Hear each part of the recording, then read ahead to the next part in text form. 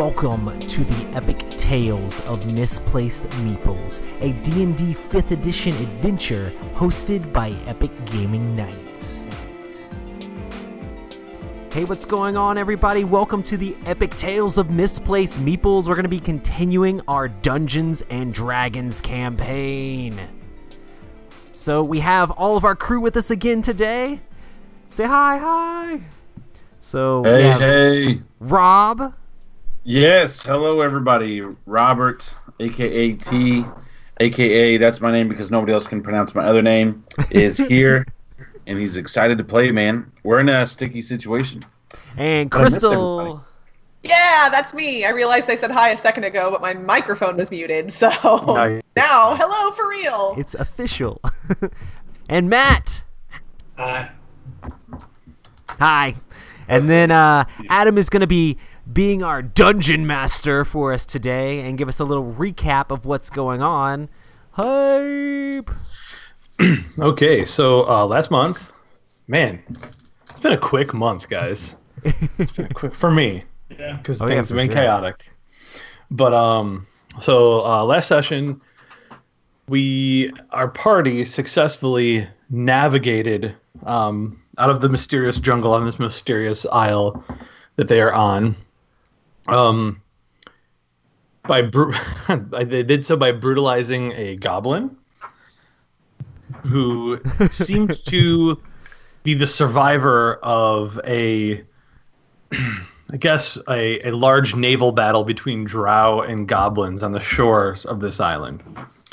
Our adventurers then commandeered what appears to be a ship that is being sailed by spirits or ghosts, for lack of any more specific description. This ship, there are so many things that happened last week. I'm realizing how ridiculous that session was. Oh yeah, it was pretty insane. It was pretty heavy. The ship is being pursued by a yet identified but very familiar dragonborn who is kind of dwarven construct enhanced and seems to be kind of part dwarven machine. Can we call him Dragonborg? That's a good. So good. That is really good. That's good. I like that. So the Dragonborg is pursuing the ship and seems to have some command over some large sharks or other beasts of the water.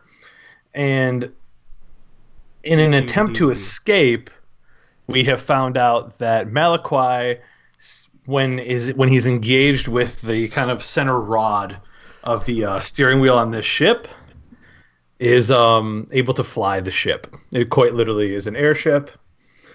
Holy crap. This is the most ludicrous plot ever. We've also discovered that there appears to be a vampire on the ship that T let loose by surfing on a coffin that was being drug on the back of the ship.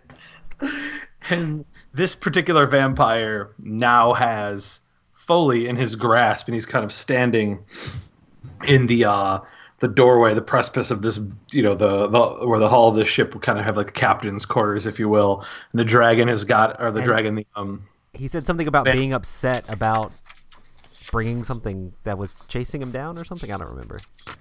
Yeah, he was.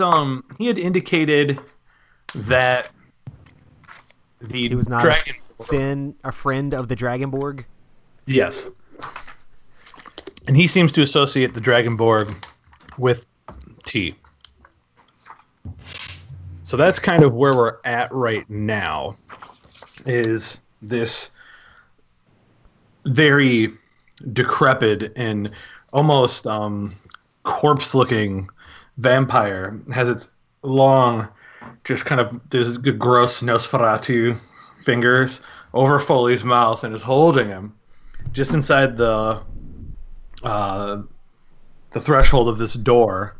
And the ship has kind of been battered and beat around with these sharks a little bit, and we're not quite. I don't think we're quite off the ground at this point, right? I think we kind of smashed back down. Is that correct? Yeah. I think so. And we are still in some distant pursuit by this Borg. Dragonborg.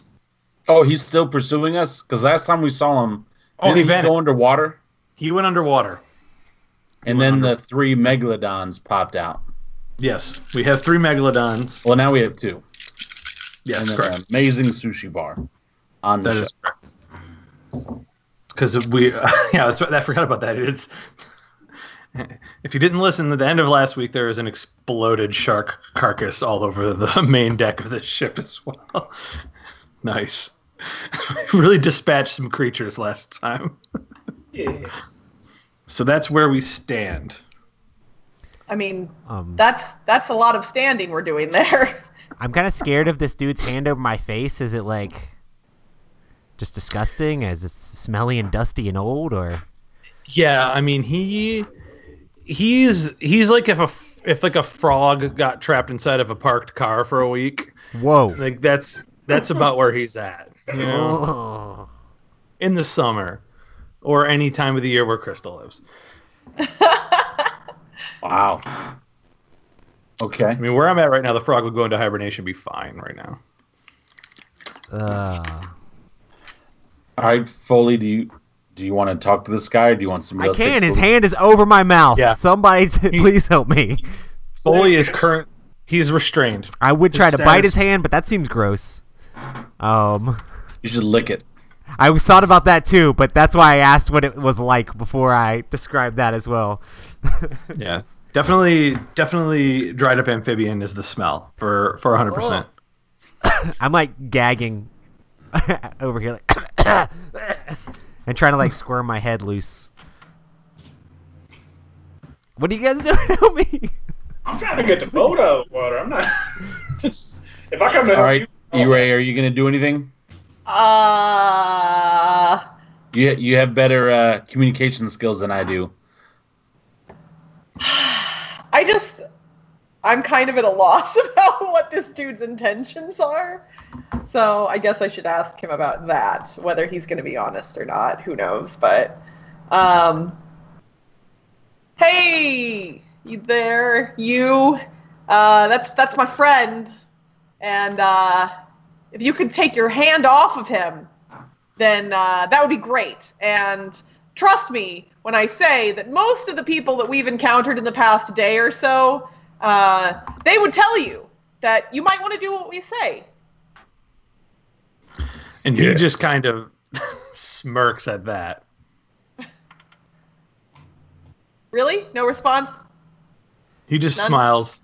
Just smiles. Do I feel He like looks- this guy could just like crush me, and I should stay still, or do you think I could like try to like wiggle away, like use? I don't know. He seems like he should be pretty feeble, right? Is Kinda the like, smile sarcastic I'm a or is pretty- it sadistic? pretty like Roll perception, Fully. okay. Because we're not in initiative right now, so real good. I Not the imagine. moment. Yeah, that could change. I recognize. That's why I I'm got not- an unnatural 20, so I got 17 plus 3. Oh, you can hear that his heartbeat is very slow. It's almost unnatural. Boom. Boom. His respiration is the same. He's cold to the touch. His skin feels like paper that would just flake away like ancient parchment. But when you feel the grip on you, it's like nothing you've ever felt. So while you sense that he's weakened, he's much stronger than you. You're confident of that. All right, I'm going to slowly walk over and just take Foley's arm, like just wrap my hand around Foley's arm, or I'm going to wrap both hands around Foley's arm, and just kind of very gently try and tug Foley away. I'm gonna try to worm out of this dude's grasp as well, and be like, "Hey, man, we don't have to try to like talk at the same time. Be like, yo, man, we don't have to be like this." All right, it's gonna be opposing strength rolls there, guys. All right, let's go ahead. That's Everyone roll. really good for my strength. Well, Oh, so I get so to minus fun 1 to fact. that. What? Okay, I'm curious to know what this means. I got a because 17. My strength modifier is -2. and I rolled a 2. Therefore, You got I rolled 0. a 0. You push me back into his arms as I'm trying to pull myself out. That is in fact Matt. I give the vampire a big hug instead of grabbing Foley like I intended. No. What was yours, Foley? I got 17. 17. So, which Foley, is really good for me because I'm terrible at strength. I'm trying to get away with all my strength that I don't have. So, Foley actually manages to kind of, for a second, kind of just worm out of the grasp of this vampire. But as I'm trying to I just really want his hand off my mouth so I can be like, hey man, let's talk this out, man. Come on. All right. And so you do get free and you're able to say this. And he kind of, as you for a second are sliding out. Actually, let me see if I can do this. Let's be fair and do this with math. Yes. Okay.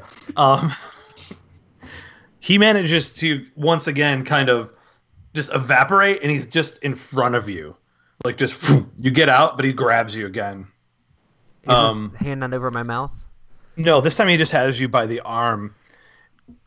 And he looks across the broad end of the deck, and he says,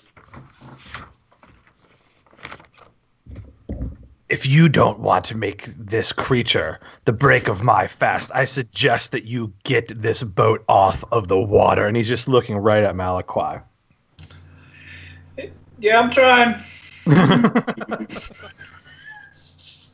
Over there, just holding on, just focusing. I don't know what that's. I look at the vampire guy and I grip my teeth and I just like snarl at him and I'm like, let him go.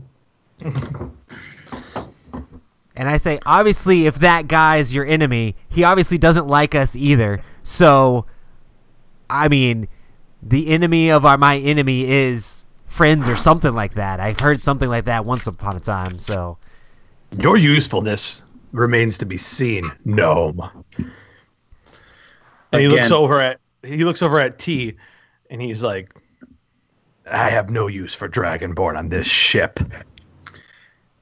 Shut your mouth and let him go. I say he's got to poke the guy whose god is like the god of vengeance. He's like, hey, guy over there, I don't like you. Wait, why would you ever say that to T? Come on. Matt, let's get a roll here to see if we get this thing off the ground. Okie dokie. Which I think we were rolling his. Ooh, I should have made a note of that. We were rolling your spell modifier. I don't remember. I don't either. I think we were rolling Constitution actually. That sounds right. Actually. Yeah, because I think we were assuming this was taking a lot of just willpower. So we're gonna roll Constitution. Yeah, Let me get a Constitution saving throw on this thing. 20, not natural, but 20. Not natural. All right. So, in a with an incredible amount of effort, Malakwi starts to feel that gale force wind over his shoulders again. His little silvery blue hair wisping forward across his jaw, and this thing starts to raise. Right, the water is kind of like running out of, I don't know what you call the little holes on ships where water drains out, but it's draining out of there, and it's pink and bloody from this shark. We're kind of uneven a little bit, like, but we're maintaining speed and going up at this point. So we're gonna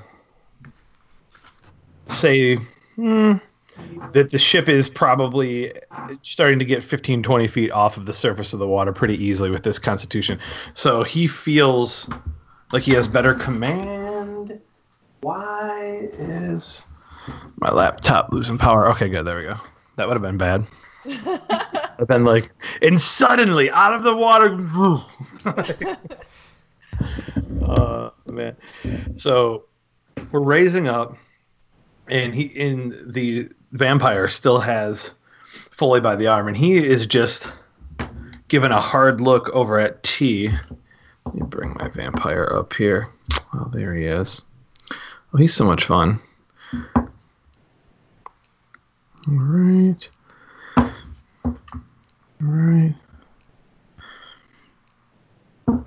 All right. Good. And he's giving T kind of the dead eyes. Yeah. And he's kind of heaving. And he's looking around, and he makes eye contact now. He kind of his head's on a swivel, right? And he looks over at E-Ray, and he's kind of like, "You seem like you're in charge." That is not really the case. This is a team effort, and everybody here contributes.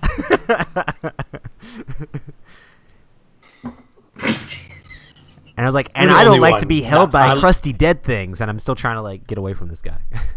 I Is look there some- over at Malakwa and I tell him to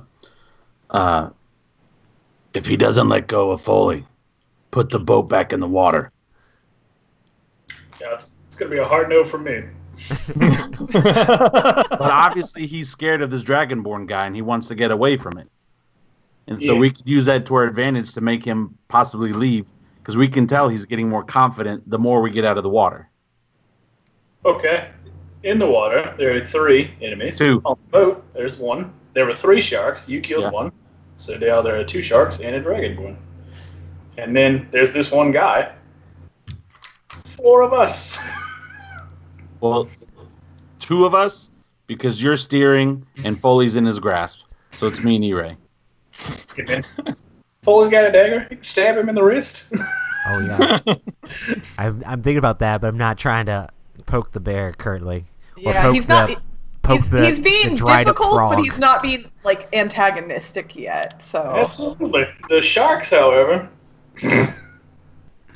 very antagonistic. I don't know. I feel pretty confident we could take the sharks.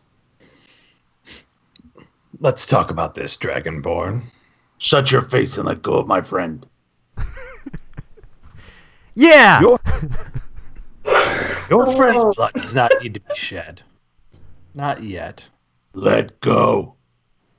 And then you can see me like tighten my grip around my axe, and I take a step forward towards you.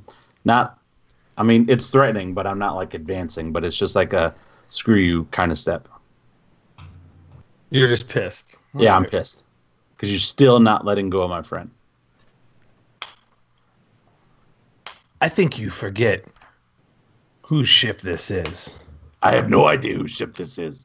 All I know is I floated over here by some ghost thing, jumped on a coffin, killed some stuff, and now we're here looking at your face. Let go of my friend. Do not mistake my position in that coffin for that of a prisoner, Dragonborn. It could not be further from the case. Really? Do you 'Cause I see let ghouls? you out. Let Do you go see of ghouls my- upon this deck? Do you see ghouls upon this deck anymore, Dragonborn? I That don't is at care. my I behest. see you holding on to my friend. So he kind of like smiles and does this. And as he does, just up through the planks are all of these drow. Pirates of the They just Caribbean. come. Exactly. Pirates of the Caribbean style. They just kind of float up through the boards, and these drow are just kind of, these ghoulish drow are just surrounding you guys. And they're just flap-heading, blowing in the wind, kind of like, when they're just around you. And there's probably 24 of them. So 2 dozen, I would say. all right. Okay, you've made your point. Send them back down. Let's talk. Here's the deal.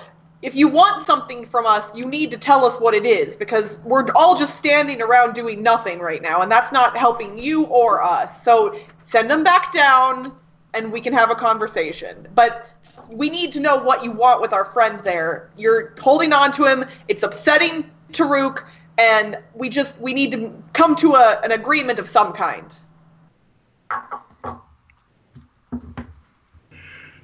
Leave it to the demon to be practical. Nobody else is. Please. Somebody has to. Please. It's a tad bright out here for my taste. Let's step inside and have a discussion. And he just kind of pulls Foley in to the doorway and vanishes to the eyes of Tirak, Ire. Hey guys, I guess I'm going this way. Bye. So, kind of, the door stays swinging, and Foley, what you see as you kind of come into this room is that it's very darkly lit. It's murky. The windows have all been, so there it's kind of like a, this traditional, like, Mhm. it's like the captain's chamber on a pirate ship that you may easily envision. There's kind of these windows around the front, but they've all been painted over with kind of a white paint, so the sunlight isn't really coming through. It's pretty darkened in there, and there's an assortment of maps and things laying upon a table. There's the sleeping quarters, and there's kind of like like a dining area, and there's a Does wardrobe, it and look there's like old and decrepit, or is it like all it is taken care super of? old. Or? Gotcha.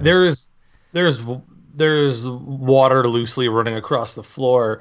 There's just the remnants of just barnacles and incrustations kind of Ugh. breaking through the wood at certain points. You can't tell whether they grew through there or they were used to hastily plug up the sides of it. But it's kind of a mix between a mausoleum and a museum to all things that are old buccaneer, right? Like, it is just loaded with these old rusty weapons, and like I said, there's maps and trinkets and gems and human skulls just like on every little shelf and table. No doubt. Melted wax down the sides of the table to the floor. But it's dead quiet, and it has that same kind of musty smell that the vampire has. It smells like it hasn't been opened up in decades. Hey man, you might want to think about cleaning up a little bit in here. It's getting kind of.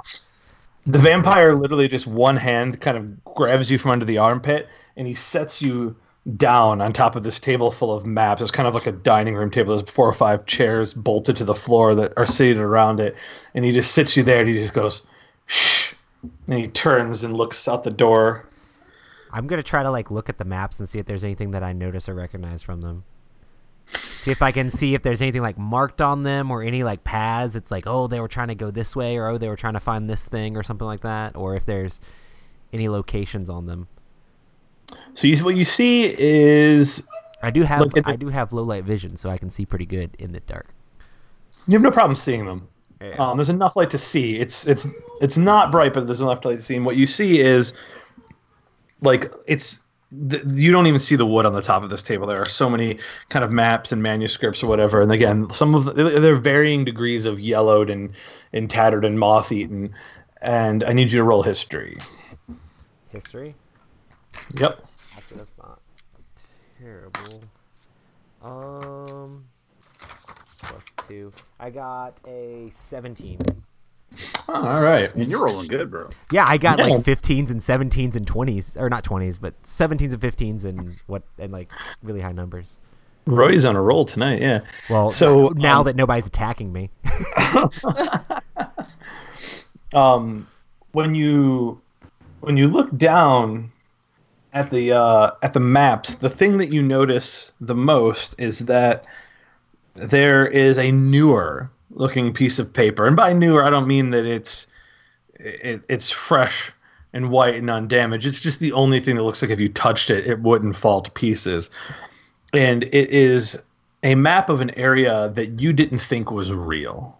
It's an area that maybe you've heard about in bedtime stories, kind of growing up in the forest, and it's a region called the Void Sea. And what you see in the Void Sea are a few things that are familiar to you fully. One of them is the Lost Island. And when you were a child, you had heard stories that this is it's kind of a Siberia for misbehaving gnomes or other kind of creatures that might have been in the wooded area. So anything that was humanoid and small. So gnomes, goblins, So this is pixies, the place your mom would say she would send you if you weren't behaving? No, I'm just kidding.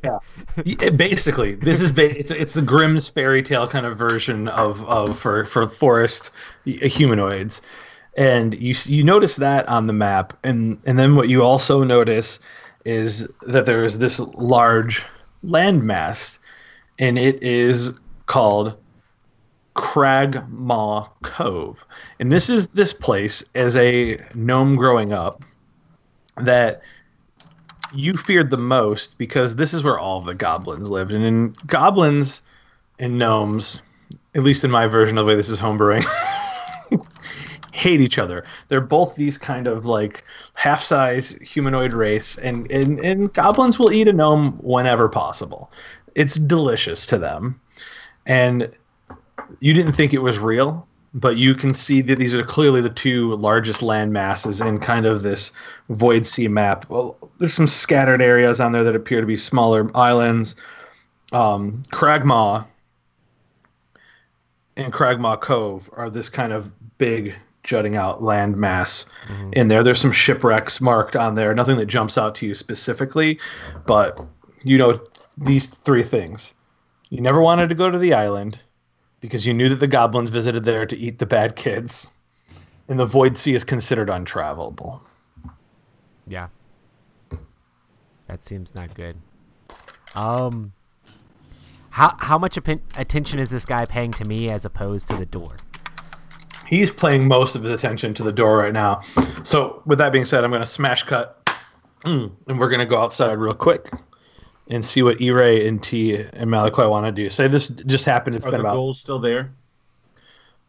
The goals. The drow? ghouls? The drow. Sorry, No, drow. the ghouls have faded away again as he entered the Okay. the cabin. I make my way towards the door, but I don't go inside. I just, stand in the doorway. I don't like being inside as a character, so He has stood outside a lot of doors. Best personality trait ever. well, last time he was like inside a place. That's where like his crew was all killed. Mm-hmm. So he's just like, unless there's like being food offered, he's really not going inside. Hello, Dragonborn. Send the demon in. I prefer to see the creature of the wind keep us above the sea for now. I just give you a look like, shut up. Like, I'm not even responding to you. I'm just hoping that she hears you. I'm kind of attempting to let T decide what he wants to do. I'm still standing outside, axe in hand. I'm not going in. T, you want me to go in? All right. So I give, as I walk past T, I give him a hearty like thump on his shoulder, just kind of like I whisper in your ear, flap your tail if you want me to hit him. All right. And I saunter inside. Oh, she saunters in. Yes. Once E-Ray enters, the vampire kind of acknowledges Foley, and he sits down in one of the chairs, and he puts his hand out, gesturing for you to sit down. He sits right down. He puts both of his feet up, clunk, clunk, right on the table. And How am I on this table? You're standing on it. Gotcha. He literally set you up there like a toy. Just no respect. My buddy doll. And, My buddy doll. Am I close? So I'm closer to the doorway than he is, though, currently, right? Foley? No, the. Oh, yeah. He's Okay. looking across at you right now as you're kind of entering. So you kind of squeeze past T, who's, I assume, basically blocking dark the now. door. Doorway. The doorway, now that she's entered. Like, Yeah, he's shoulder to shoulder in this thing. Like, T doesn't enter through doors straight on. He has to turn. So he's like Yeah. there. Especially a door on a ship. All right. Well, I suppose you have shown us at least some courtesy thus far, although I am pained using that word, as you haven't really been that polite. That being the case, my name is E-Ray. What can I call you? Oh, this is my moment. Because I didn't name this guy 5,000. earlier. No, his name is obviously Markel. Is that all one word now? One more. One word, Markale? Markell. M-A-R-K-A. Roll it into one. Or just do one. Who knows? I am Markel Now Rob's of immediately Southern gonna fight Sea. him. made up a region there, but we're gonna go with that. Okay. Congratulations, you're adding to the map. You've been awfully standoffish thus far, yet you obviously have taken an interest in our little band of travelers for some reason. I know you weren't necessarily expecting us, but you don't necessarily seem to be upset by the fact that we're here. So if we could, I'd like to dispense with the pleasantries and just get down to business. The business is you have something that I need. Well, I appreciate you being forthcoming with that information. I can't guarantee that we're going to give you whatever it is you want. What exactly is it that you are wanting to procure from us? Hopefully it's not blood. And if it's blood, Foley has already said veto. We'll get to the blood in a minute. Oh, will we? I don't think that's a very good way to get us on your side, but, you know, whatever you say. Demon, you are lost, and your friend does not know what he wears around his neck. And he just points over at T, and he's just looking at that tooth. Man, he makes eye contact with the tooth, and that's Mom's tooth. I, like, as low of a growl as, like, I don't know, I can't, but I'm pissed. Don't look at my mom, bro.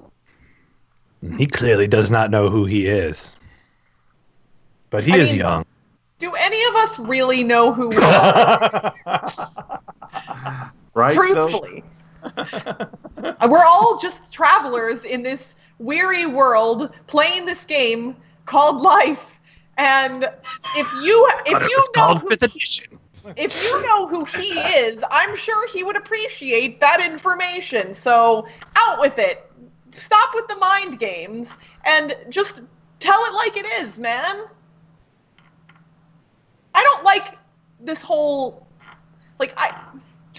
we could just try and murder you. There's more of us than you. I'm not saying we'd be successful. I'm just saying I'm trying to help you out, man, and you're dancing around whatever this thing is that you want. I think we can help each other, Demon. All right, well, get to it then. What can you offer us, and why do you need that? Oh, I don't need that so much as I need you to be able to use that, all of you. Ah, a fetch quest it is then.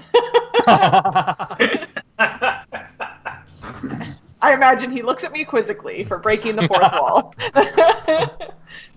A fetch quest? He just responds, it's actually a power-up montage. What do you want? I need for the ancestor of the blood dragon to realize what exactly courses through his veins. Oh my gods. Quit speaking in riddles. Last chance. Hey, you know what? Here, so I walk over to the doorway, and I kind of I just put both my hands on T's shoulders, and I look him straight in the eyes, and I'm just like, he knows more information than you or I do. He can potentially be helpful to us. I know that he's an asshole, but be kind and see what you can get out of him. And I kind of gently pull T into the doorway and just kind of push him toward the dude and just be like, you can do this, man. Come on, you can do it. And I back away into the doorway behind T. I'm still there. I'm still present. I can still hear everything, but I'm what? Not good. Not. Okay. Okay. You can do this, cool. T.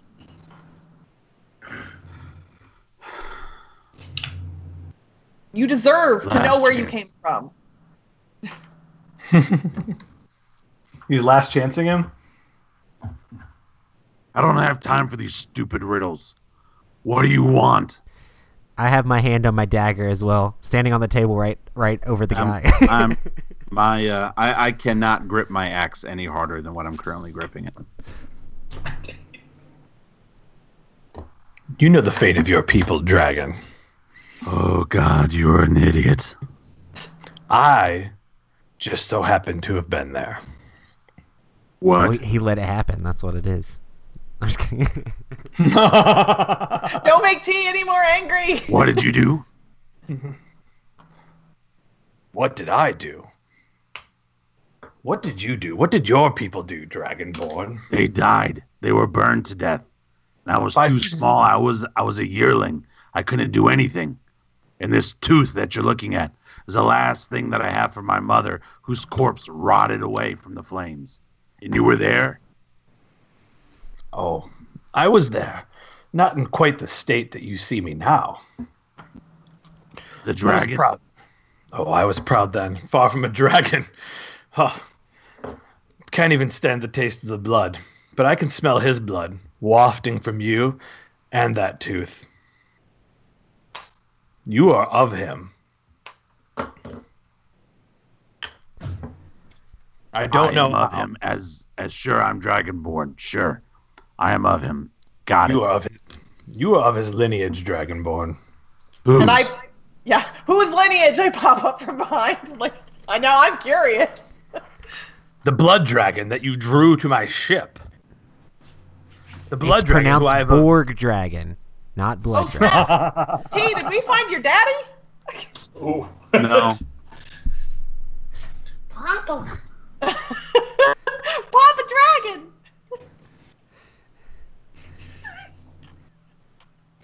Are you saying that is a relative? That is he was from my clan? He is from Taruk? You smell of him. I mean, all hate. dragon. I smell hate and vengeance. And as soon as I saw him, it immediately came over me to kill him, like it's coming over me to kill you. I don't know how you can smell anything over that fish smell.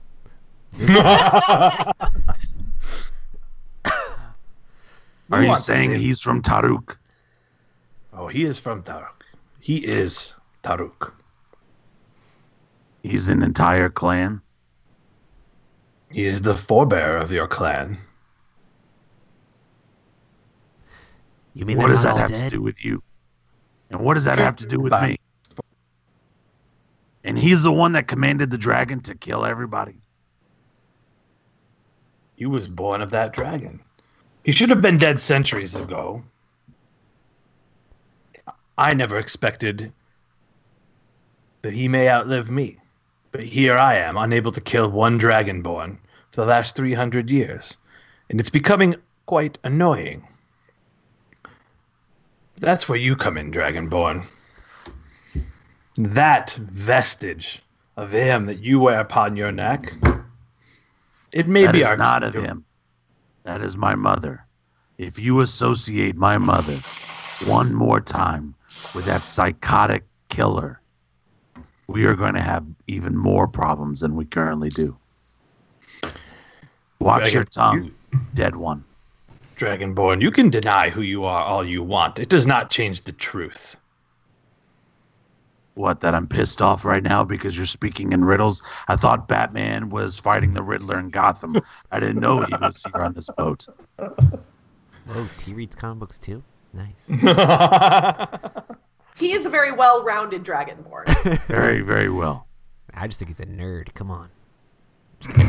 Shut up, Cole. Malachi, I need a constitution check while you're out there. Yeah. And we crash into the water. I hope we do. Let's go fly a kite. Ugh. Solid 6. Oh, man. Even with modifiers?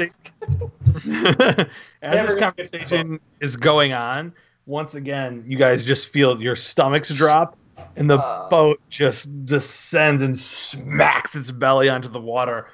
We just kind of fly sort of up into the air and like land back down on our butts, and everyone's sort of jostled, and we're kind of skimming across the water again. Yeah, exactly. It's that. It's Star Trek. Pick the camera. When that happens, can I try to like scramble to like get under the table or like hide somewhere away from like this guy's eyesight while he's distracted? Give me acrobatics and stealth. Okay. Acrobatics. That's not the best. That's an 8. But stealth, if I can try to figure that out, is a 21. Ooh.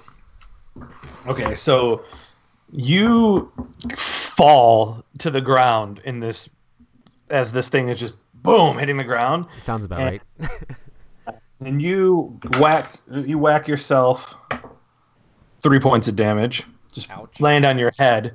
Mhm. Boom. And just fully just, and then he kind of just is able to just roll, like just gator roll like a Marine, like kind of under the table, and you end up over in between. There's a large chest, and then there is kind of this this rack of swords and like really huge swords and maces and axes and clubs that you're kind of. Let me put my hands up here. Like, there's the chest, here's the rack, and fully you were able to fit right in there. I'm trying to just like disappear from everyone. Yeah. But I'm also trying to have my hand on my dagger and ready to pounce if I need to. So as you guys kind of hit the ground, you notice that as you guys are trying to keep your bearings. It's not enough to necessarily knock you over, but like you have to kind of grab to the table to hold on, and you actually could just put your hand up to the ceiling and brace yourself, kind of. Yeah. And the whole thing rocks, and you notice that the vampire just sort of like hovers in the chair for a second and just settles right back down. And then he just looks and he's like, "Oh, you've got to be kidding me. Where did you find this guy?" and he kind of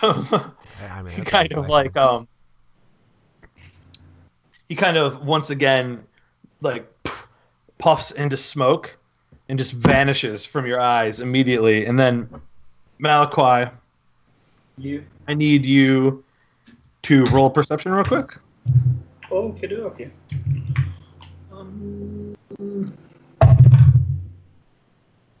17.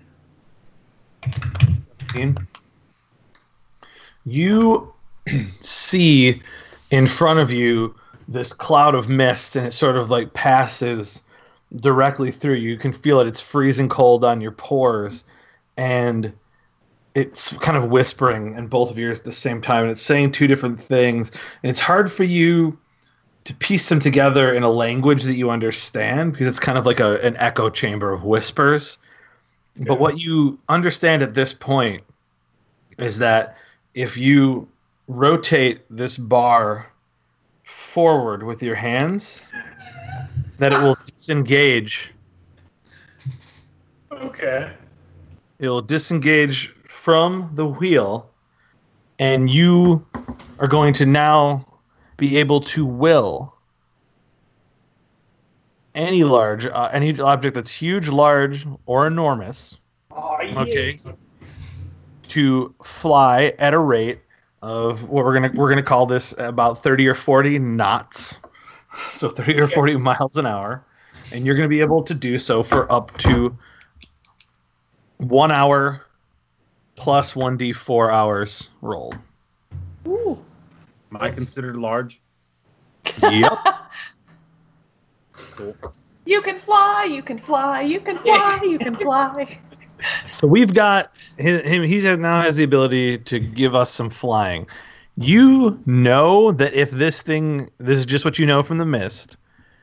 If this thing is detached, that the amount of times you can do this is pretty limited. Okay. In fact, it seems like you could probably, fourth wall, only do this once without a long rest. Okay. If it's on the ship, you can now make this particular ship fly. All right. Well, I guess we'll take off. So this sort of happens immediately, and then the vampire kind of rematerializes in this huge, just flappity puff of mist in front of T and E-Ray in the chair, and he kind of slicks his greasy hair with his black hair kind of back, and he looks at them and he says, "I think we've got this part under control now. and you can feel the ship slowly ascending up into the air as Malachi sort of is able to level this thing off.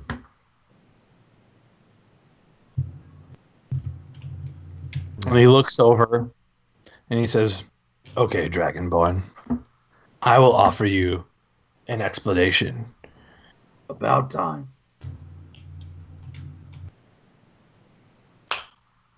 The blood dragon is your forebear. You share his blood. I can smell it as surely as I can see the morning sun. Which, hold on, you're a vampire. How often do you see the morning sun? Oh, I see it. I do not walk in it, but I see it. I am keenly aware of the light. I'm keenly aware of what radiates from most beings, the heat that comes off them, the stench from their vile blood. I lived among you reptiles for a while. That was until he grew to power. He became obsessed with my people, my coven, our immortality. And he became something entirely different. And I'm afraid this was at the cost of your people. And mine. So he can transform into a huge golden dragon and in one swoop lay fire to an entire village. You were but a child, Dragonborn. I do not think that we are remembering the golden dragon quite the same. What you remember as a beast, I remember as a construct, as something as unnatural as this table that we sit in front of. Less so. Less so. It was a thing from deep inside the earth. Something that should never have been awoken. And your forebear brought it to be. And it devoured everything he loved. And he has been after me, and apparently you, ever since. Well, I just saw him for the first time ever, not even 10 minutes ago. But I do know what you're saying, because when I saw him, I had this sensation to absolutely obliterate him. But what are you going to do to help us? I mean, You're literally obviously, just wasting our time. Mark Hale, you're coming with us, right? Oh. We have separate journeys, my friends. But you'll need me before too long. Never. You seek your friend with the frost in his veins, do you not? We Elmo? are looking for someone. The halfling. Yes. Wait, how do you know about that? What do you think brought me to this island, demon? Well, I don't think anything brought you to this island because we didn't know that you even existed prior to meeting you on this boat. So, Boo. if you'd like to tell me. I'll tell you in exchange for one thing. We're not giving you anything. If the one thing is the tooth, that's not enough. That's not a fair trade. It's not happening. The tooth is useful, but not to me. I, however, am parched. Oh! Really? Yeah. Well, there's still some fresh shark on the deck. If you want to try to suck something from that. Things are about to get weird.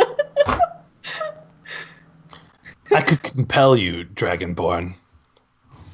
If But it would you do look me at no me good. any other way than what you're currently looking at me, I swear to all the gods, old and new, you will not like how I react. All right, I walk over to the table. Hold on. First off, is there any glassware in the room at all? Oh, sure. Okay. I walk over to the table and I grab the nearest empty glass that I can find. That's, like reasonably clean looking. Don't do it. And No. I turn and I look at the vampire. I take one of my blades and I slice into the top of my arm. Nothing like crazy that's gonna kill me.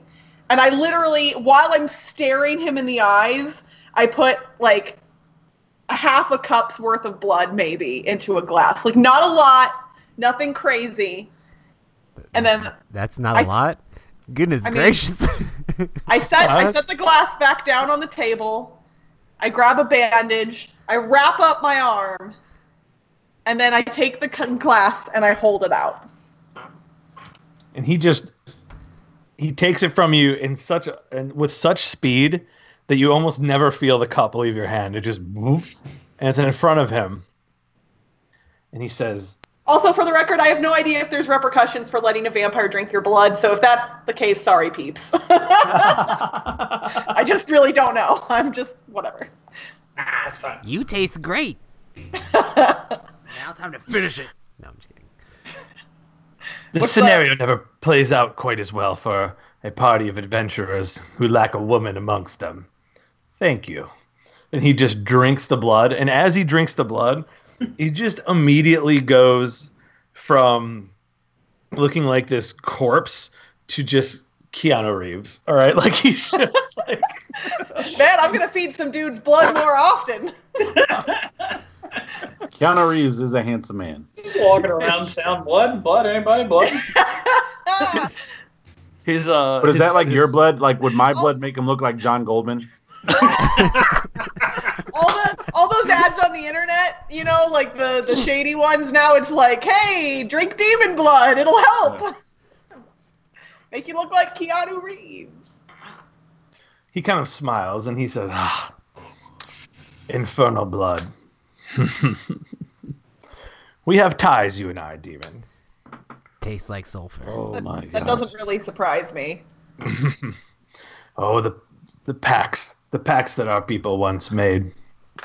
And he kind of like, you know, shakes the hair and he kind of like literally like pats off his chest, which seems fuller, more muscular now. Like dust is just kind of coming off of it. And he's wearing like a ridiculous naval jacket too. It is literally like this, what was once navy, but is just dusty and rusted brass buttoned with a ruffled shirt underneath.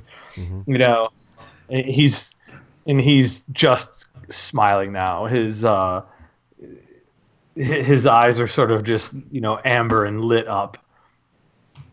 And he said, well, now we're friends, aren't we, Dragonborn?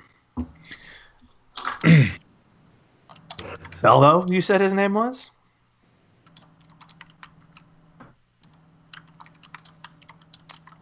Yes. I don't say that because I'm hiding. You're right. He's been taken to the Cragmaw. I tried to stop him. I would have him here on my ship if it were not for your friend. Or your forebear, rather. I suppose since he is both of our enemies, and you seem not too adverse to patricide, we could probably make a deal. You just ate part of my friend.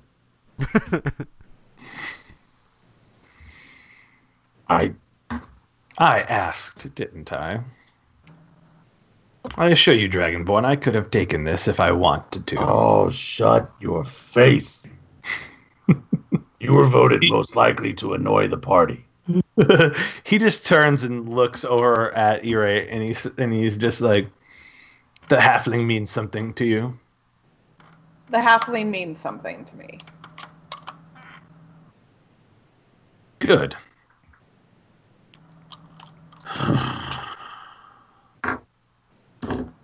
What do you want from us? How are we supposed to kill this Dragonborn?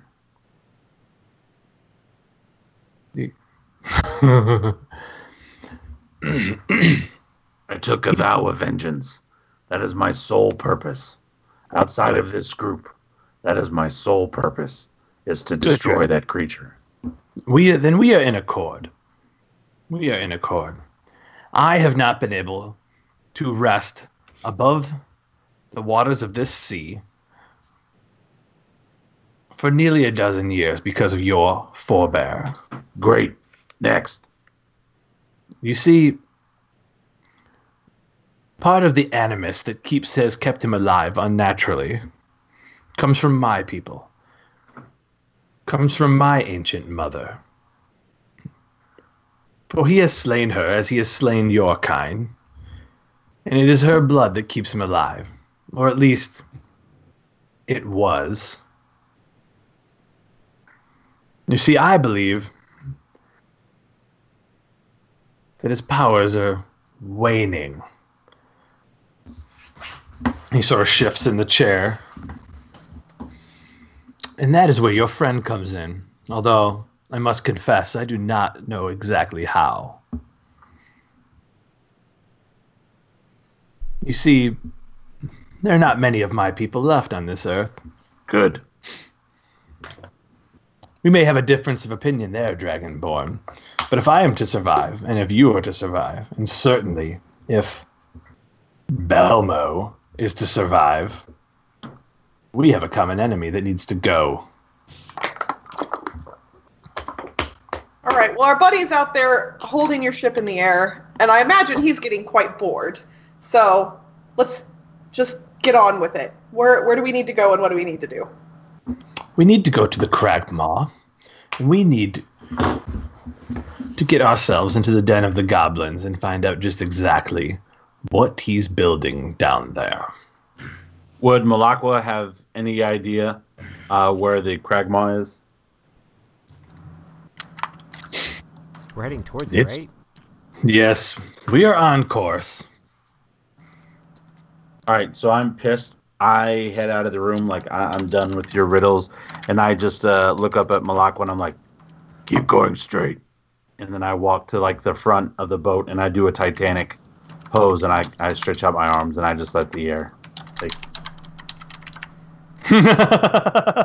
So I'm thinking, I sort of make the boat drop a bit so that Rob actually flies for a brief moment and then the ship again. But my eyes were closed, so I just thought it was a magical moment. Never even realized that happened. And for the first time, this adventure, I'm he can smiling. fly. So, All right, so I'm out of the room. he's out of the room. So he looks over at E-Ray and he says, "Listen, demon, I know you can be trusted. Unlike your friend there, he's consumed with vengeance. As I was at the time. Yeah, you can't blame him. He's living his life, you know? He's living his truth. I'm going to need that tooth at some point." I imagine that's going to be difficult for him to part with, but I'm not saying it's impossible. But in the back of your mind, you hear my voice saying, "It's impossible." Yeah. Trust me, she knows. She's just kind of an asshole, so. Yeah. I can get your friend his vengeance. But if you expect the halfling to become free of them, I will need the tooth. For none of you possess the power or the durability to survive what's been kept underneath that mound. The Cragmaw is not a place for people so young. Well, I appreciate the compliment. I think we could probably handle a number of things that you might not expect. That being the case, we're obviously going, so tell us what we need to do. What you're going to need to do is infiltrate. You're going to need to let me know what exactly is below the goblin village. when he says infiltrate, I step out of the shadows and say, "That's what I'm here for."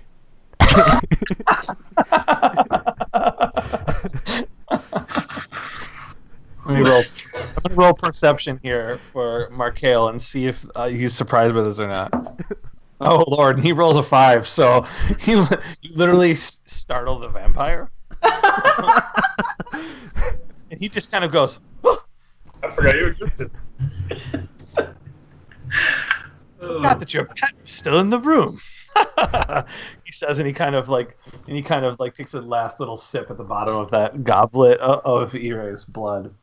And he said, and he looks, and he says, "When we get to the Cragmaw, we'll be far enough north where the rising sun is going to be a problem for me. I need you to let me know what is underneath there. I fear that either the blood from that tooth or the blood from your friend will be required to fuel whatever is underneath. Or it is the blood of my... It's the blood of my ancestors constructing that thing that followed us to the water.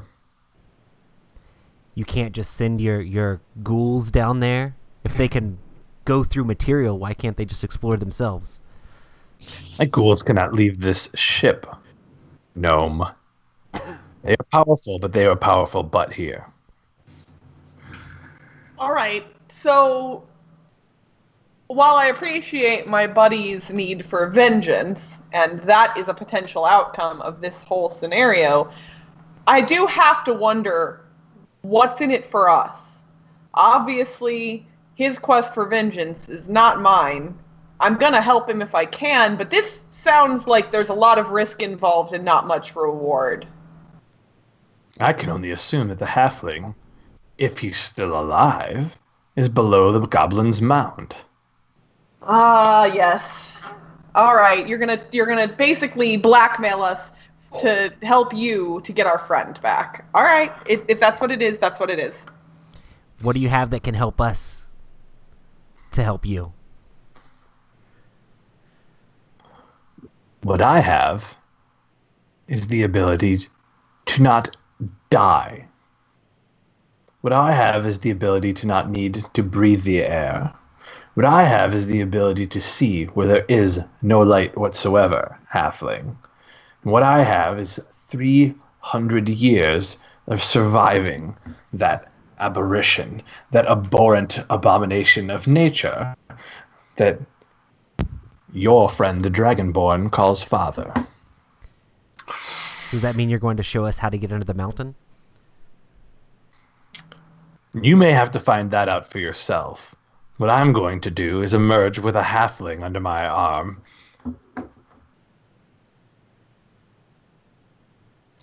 So you'll rescue Belmo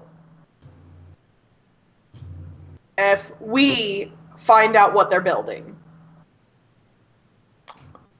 Belmo's location and the location of what he needs Belmo for should be one and the same.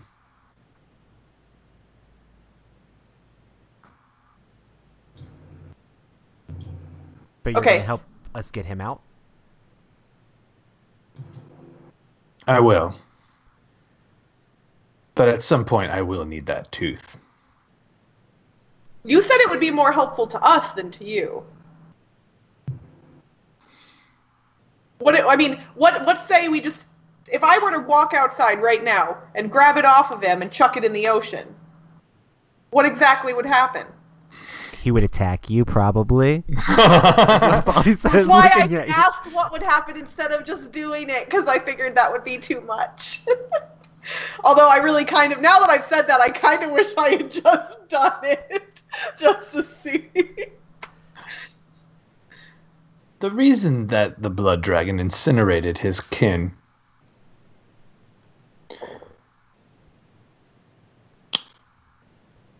now I'm losing my ability to put It this to seems words. like this guy just goes around killing people's moms.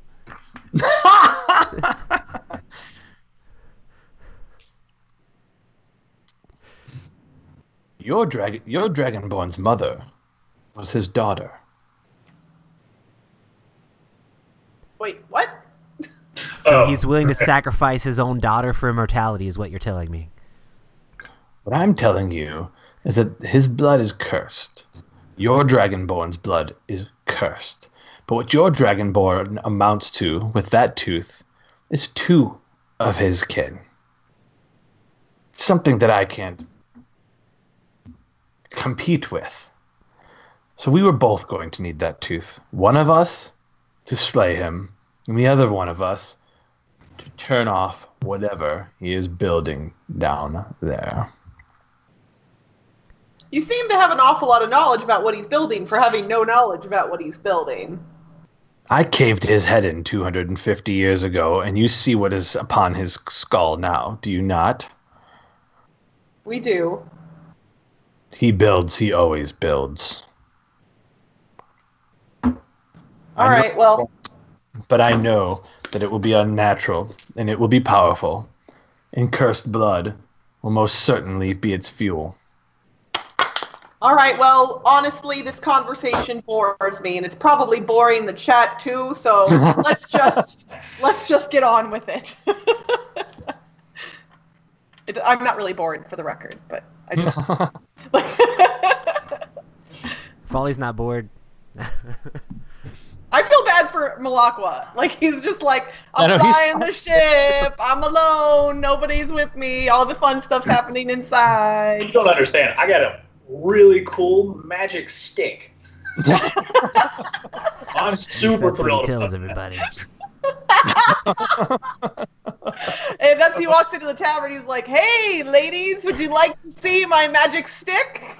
No, I was gonna let you say it, Kristen, not me. Yeah. No, I took care of it for you. Don't worry. So, All right, so we're headed to these crags or whatever, or the whole. so Markale asks, so are we in accord? As much as we can be at this point, I would say yes. I mean, get us our friend. We'll try to stop this guy from building the thing, and then we kill the Borg guy. Dragonborg. Dragonborg. Blood dragon, whatever. I mean, that's the plan, right? It is. If you'll forgive me, I need now to retire. For my blood, if not properly insulated from the elements, will draw our friend towards us. And he kind of looks up back out the window and he goes, I'll need coffin.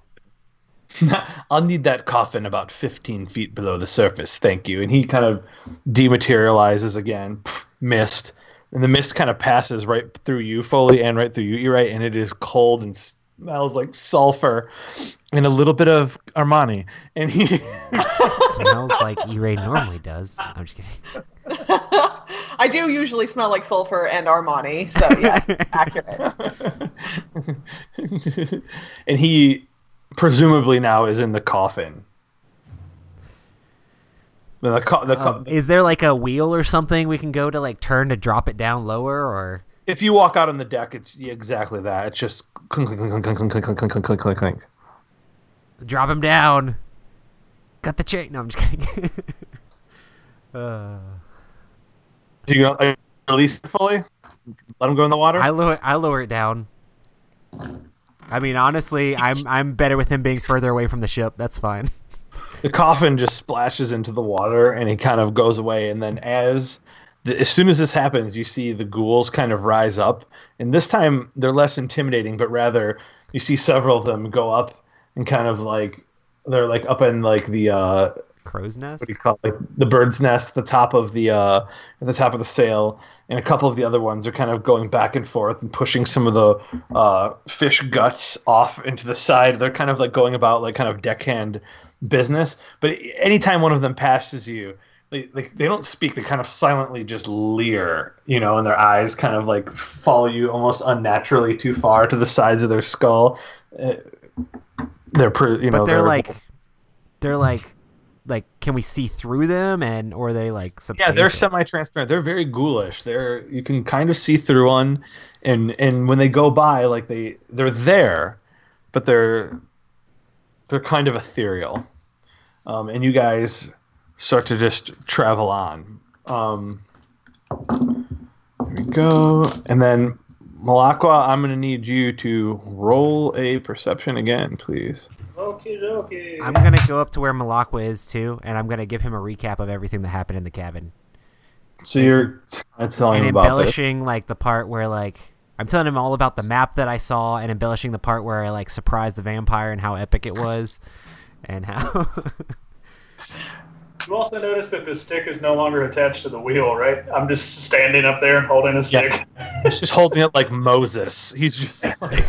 I'm just so happy. Does he need us to hold his arms up? Because if he lowers them, then it stops working? Or is it like exactly that's nice. He's on... Malakwa feels like when he's on the ship now, like he has real command of this thing. Yeah. Like he can take corners now. Like that's how he feels on the ship. The vampire whispered some knowledge into his ears. What was that perception roll? Sorry, it was 13. 17. So you actually start to see off in the distance that there's a large land mass, a large rocky land mass that's sort of approaching on the horizon. So I don't know what that would be, 40 miles away or something like that. Maybe you can see it. It's still off in the distance quite a bit. By your estimation, you guys would be getting there, and it would be maybe 3 hours of daylight left. So you guys at this point, you guys have probably traveled somewhere in the neighborhoods of 100 miles across at this speed that you've been zipping across the water at. And you can see that you guys are about to get to a large kind of rocky shoreline. I'm going to try to ask one of the ghouls where the restroom is.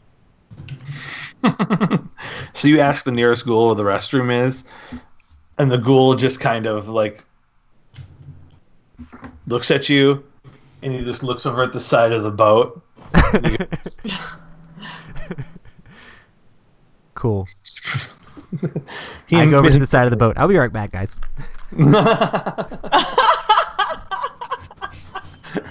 And Foley pees at the side of the boat. Okay, that's pretty funny. Or maybe he makes number 2 off the side. I was gonna say you just see this brown smudge fly by. Aww. Oh, it's so gross.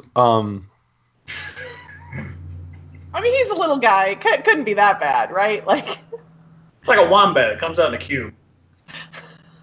wait, really? Yeah.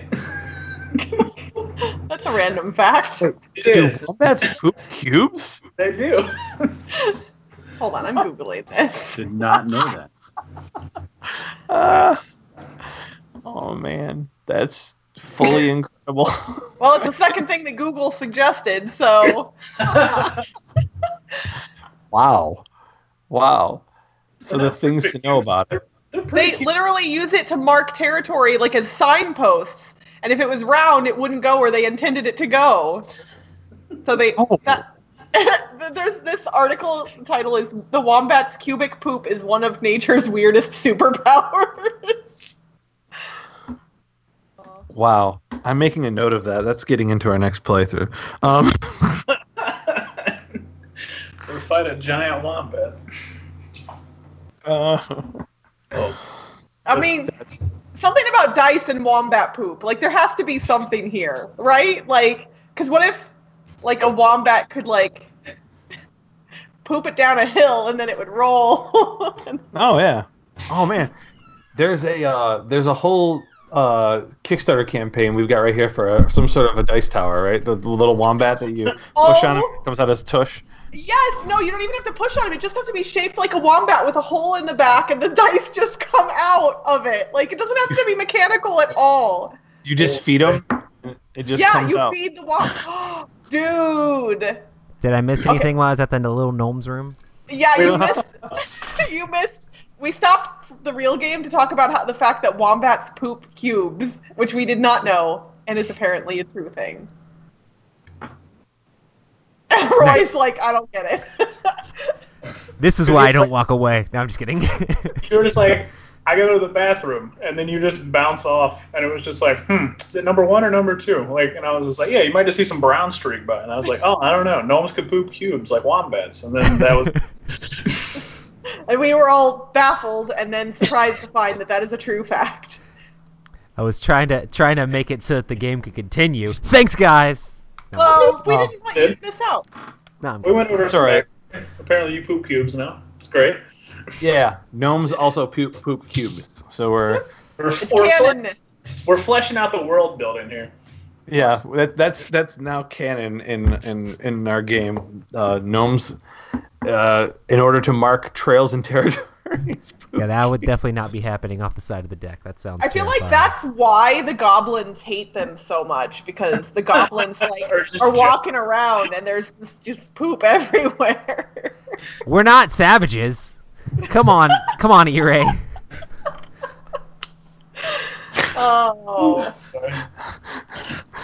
It's called That was- private time for All a right. reason. This is a crappy joke. We'll just Okay. move on. It's a crappy joke. Well, let's just have a movement and go. Oh no. What has happened? You walked away and everything fell to pieces. We've just flushed the whole campaign down the toilet. D&D has reverted back to its natural state of Poop jokes. Yep. There you go. So we saw the Bad crags in the joke. distance. Yeah, so you see what you can only assume is this Kragmaw. You don't know what this is necessarily. I saw a drawing of it on a piece of paper. Oh no, Malachi doesn't. Foley, as you guys start to approach this just looks like something, Disgusting. and it looks familiar to in a way that I'm trying to describe this like when you go, even though you've never been to Disney World, when you first see the Magic Kingdom, you're like, oh, I've seen this 100 times. You've heard about these rocky cliffs, and you've heard about this place there. In the horror stories. Yeah, you look at it and you immediately know as you guys are rolling up that this is the place where goblins are the master race. It's the only place in the world where they have the final say. They write the laws of the land, and the idea of that mortifies you. I would say we are definitely going into enemy territory here.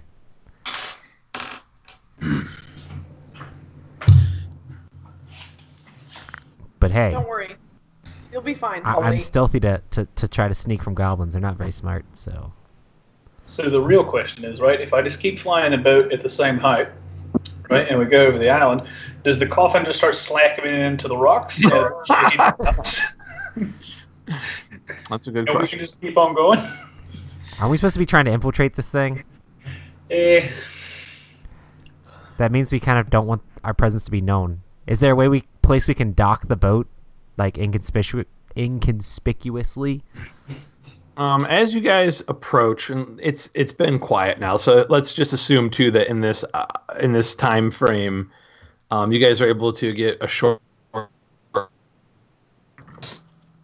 So there's. So I know. I don't know if anyone replenishes anything from a short rest, or if. Do you normally think- heal on a short rest at all, or? Yeah, you can spend hit dice. Oh, gotcha.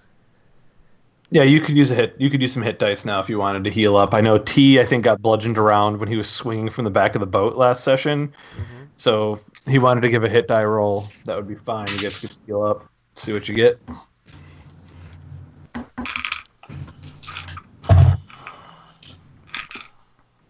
Yeah, I'm gonna use one of my hit dice to heal. Hey, Oh, good. I rolled a 1.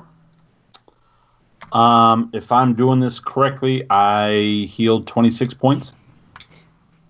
Oh, did you roll all of them? Well, it says 3d10, right?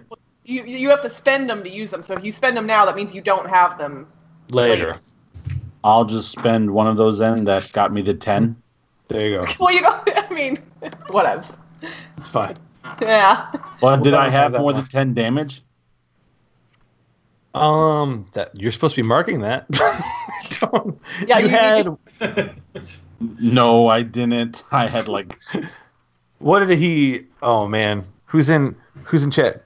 Darth, do you remember how many times he got knocked off of that boat last? Well, time? here's the thing, though. I didn't get knocked off a lot because my athletic save saved me a bunch. Right, he just saved. Yeah. He rolled. I think damage. he did take some though. Let's just it was like 4 or something. Let's call him healed up. Let's just call everyone healed up. Okay. DM magic. As you So I'm guys, back at my 26 because that's my current hit point thing then. That's your max. When we leveled up, we got to level up our hit points, right? Yeah. What was your max, Matt? 20. I guess I rolled good. Yeah, I'm at 21. I'm 26. Nice. So we're healed up. Malachi, as you guys are pulling up to this thing, it is it's a series of sort of cliffs and jagged rocky shores, and the water is just beating off of the side of this thing pretty intensely. There is on the top of the cliffs land that I can only describe to you as sort of like what would be tundra if it were cold. It's low-lying thickets, very sparse trees, and kind of like just gray and black soil. There doesn't appear to be anybody around, but as you guys approach, you do see that there are a few roads that sort of end at the cliffs, and there are some small shanties kind of at the sides of the cliffs. They wouldn't amount to anything other than like that, really a shanty. Like they don't necessarily look like they might be more for utility than for living, just because there doesn't appear to be livestock outside of them or anything for like a fishing facility or anything like that. So parking the boat traditionally at the side of these cliffs would be difficult, to say the least. Okay. It is it's raised up. They're cliffs. I mean, we're talking 100-foot descent down to equally rocky shores.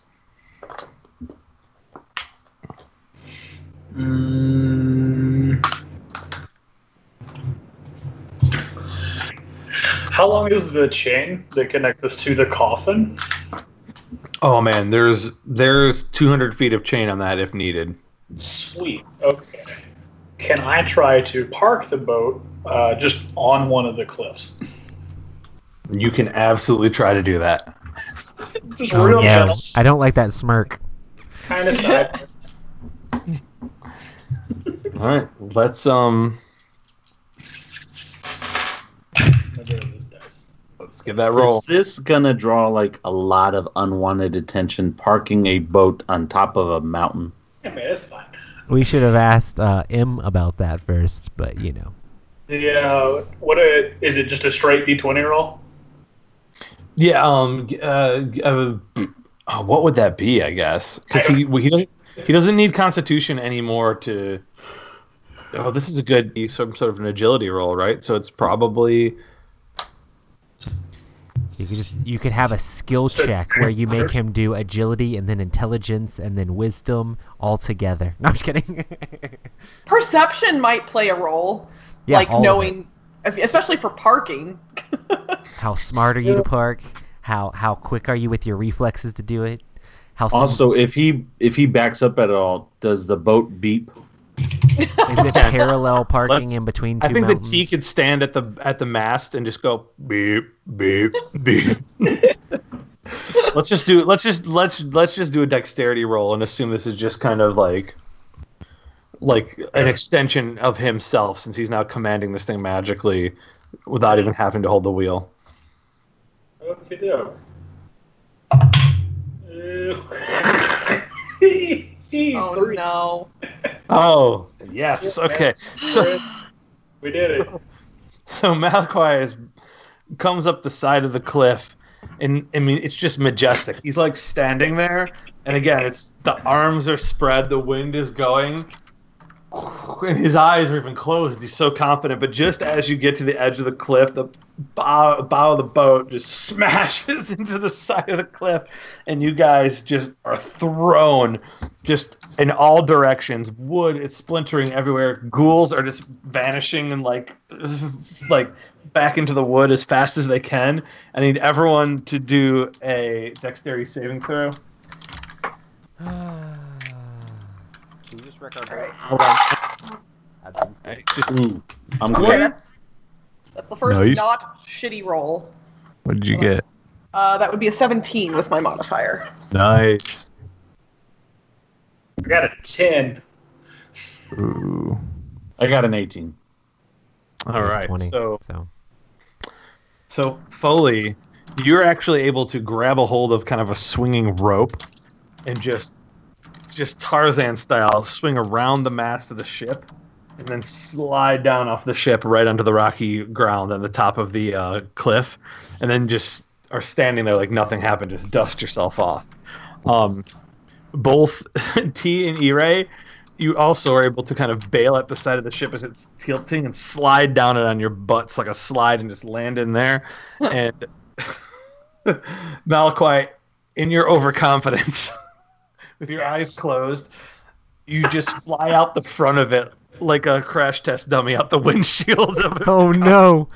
And you, This is great. and you go slamming onto the rocky beach and take 5 points of damage. Could I prospectively cast Featherfall on myself, or is it just since I have my eyes closed? I'm just like, yeah! I'm going to go ahead and say that there was not an opportunity for an action here. You are going to take the 5 points. You're going to get whacked on the chin. So you bloody your chin up or whatever. In the ship, you guys look behind you, and it is just attached to the side of the cliff by a huge hole at the bow. It's just stuck there. It's leaning. Mark Hale is not going to be very happy about this. Like a glove. Scroll off. Into the Hey, woods. if we're flying, it doesn't need to hold water, right? Absolutely. Yeah, so It's not my boat. Is this the Obviously. flying ship from Forbidden Desert? oh, it could be. Yeah. If we were playing on a Chessex mat now, that's what I would use. And now we have to all go collect the pieces that are scattered from where Matt wrecked it throughout the rocky Oh, man. crags. If I would have thought that far ahead, we would totally be doing that right We're now. gonna break away for a Forbidden Desert game real quick. Everybody, open up Tabletop Simulator, and we'll. The crystal fireball is missing. The sands are rising. So, you guys look back, right? And it's kind of, it's late in the day, but it's not evening yet. And kind of the sun is just kind of hovering in this orangey position. And you see the ghouls all kind of like pop their heads up. Like some of them just come right out of the side of the wood. And they look around and they just shake their heads collectively in silence. They look back. Drow judgment is the worst kind of judgment. I haven't even looked back at the Yeah. boat. I'm just assuming it was a perfect job. So the ship is kind of there, just like I said, it's a little less than a 45-degree angle, just smashed into the side of the rocks there precariously, and you guys are now standing on this beach, and you can see one of these pronounced paths kind of off to your left, which would be the west, and again, the sun is kind of hovering in this low position here, and it's twilighty. There's some dust kind of coming through it, and you see a few of these shanty-type structures off there. Malakoi, you would remember that there are two other roads that come farther west that will ultimately intersect this one and kind of pass it up going east from the cliffs. But again, everything that you were able to see when you were coming in, it's like I said, kind of a dry tundra. It's not cold here, though. It's warm. Those structures, were we able to tell at all if they were occupied or not? The way I describe them is that they look pretty utility. Like you wouldn't expect them to be homes. Okay. Would my knowledge of this place at all let me know to where we need to be headed, like as far as like the mountain or the maps that I looked at, or can we go grab the maps from the room to try? I'm so glad you asked. Can you give me one more history roll there, Foley? Hey, 13. All right, that'll work. You remember two things about this place as far as the stories go. Mm-hmm. One of the things you remember is that there is a village of human and elves that is supposedly amongst the goblins and the bugbears and all of the other sort of just gross. Yeah, our people think they're insane because why would they live Yep. here? Right, exactly. And you know that this town is called Treadwell. What you also remember is that the people of Treadwell live without shoes because their goblin overlords live in a massive, massive citadel called the Mound of Forgotten Boots. Now, this is a children's story, and you're not sure the accuracy of it, but being here has kind of made you remember Treadwell's where the human live, and the Mound of Forgotten Boots is where the goblins live. And you said it was starting to get late. It's getting late, but it's getting late in a weird way. Is it light enough that we could like still see? Like, Oh. can we see those structures from where we landed? For sure, for sure. Would 100%. I remember if the people in Treadwell were supposed to be like sketchy individuals or? They are, in the stories, to you, they're sort of destitute. They're an example of people that ended up somewhere they shouldn't be, but they're not necessarily evil. They were probably like selfish. You know what I mean? Like they would have been people who didn't share or something, at least in the stories that you heard. It would have been for lessons for children. Yeah, listen, You know. us gnomes are very sharing's important to my people, so you know. Hey, Foley, can you go check out those buildings and see if they're occupied or not? It's getting late. We need to find shelter. Yeah, sure. Well, I mean, because you've got stealth. Like, I mean, I can definitely sneak up there. yeah. And if we can Do I it see any more- light from the buildings at all, or? Yeah, so there's about 3 of these that are within like just like a minute or two walk. So within a few hundred yards, and Right, one walk of them, fast. a couple minutes and a few hundred yards. Oh, I don't know. Anyway, yeah, you can go 300 yards in a couple minutes. So you see one of them has lights on in it. There seems to be lantern light coming from inside of one. And the other 2, they're just dark structures, but they're all similar. They're pretty utility. They are cubes with little windows and little doors. They're probably no bigger than, 10 by 10-ish each, maybe a little bit better than that. I'm gonna try to go on a reconnaissance mission to figure out if I can figure out what's in there, who's there, how many individuals there are, if there's any more information we can gather about which direction we should be going, and try to sneak up there and do that without anybody seeing me, and be as safe as possible to like make sure if I see people then I'll make sure to be like, yo, or probably not people, but goblins or whatever life forms there are. Do you want to stealth roll? Or? Yeah, which one are you approaching? The nearest one to you is dark. I got a 29. Oh, wow. All right. I rolled a 19 and I get plus 10. So Foley, as he kind of agrees to T's request, he steps off into the darkness and he disappears. Just like Foley has done many times, you're just kind of like, whoa. He's gone. Just gonzo. You guys don't even see him. He kind of vanishes. Foley, you're able to. I'm going to give you a lot of information fast since you snuck away so well. You're going to pass this first shanty, and as you come up to it, you're able to just kind of quickly chin up yourself into the window. And when you look into the window, what you see is a room that, again, is about 10 by 10. You can't see the floors because what is stacked inside of here are boots. Okay. So this Mid-calf, humanoid high, leather boots of various degrees of distress and wear. And they're stacked up to the point where when you do the chin up, there's the top of the stack, there's one boot right at your eyes. And they're 4.5 feet high inside of this shanty. They're just shoved in there. So I feel like if I'm wearing boots, I'll be known as an outsider. Maybe. So you see this, and you're able to also quickly run over to the next nearest one.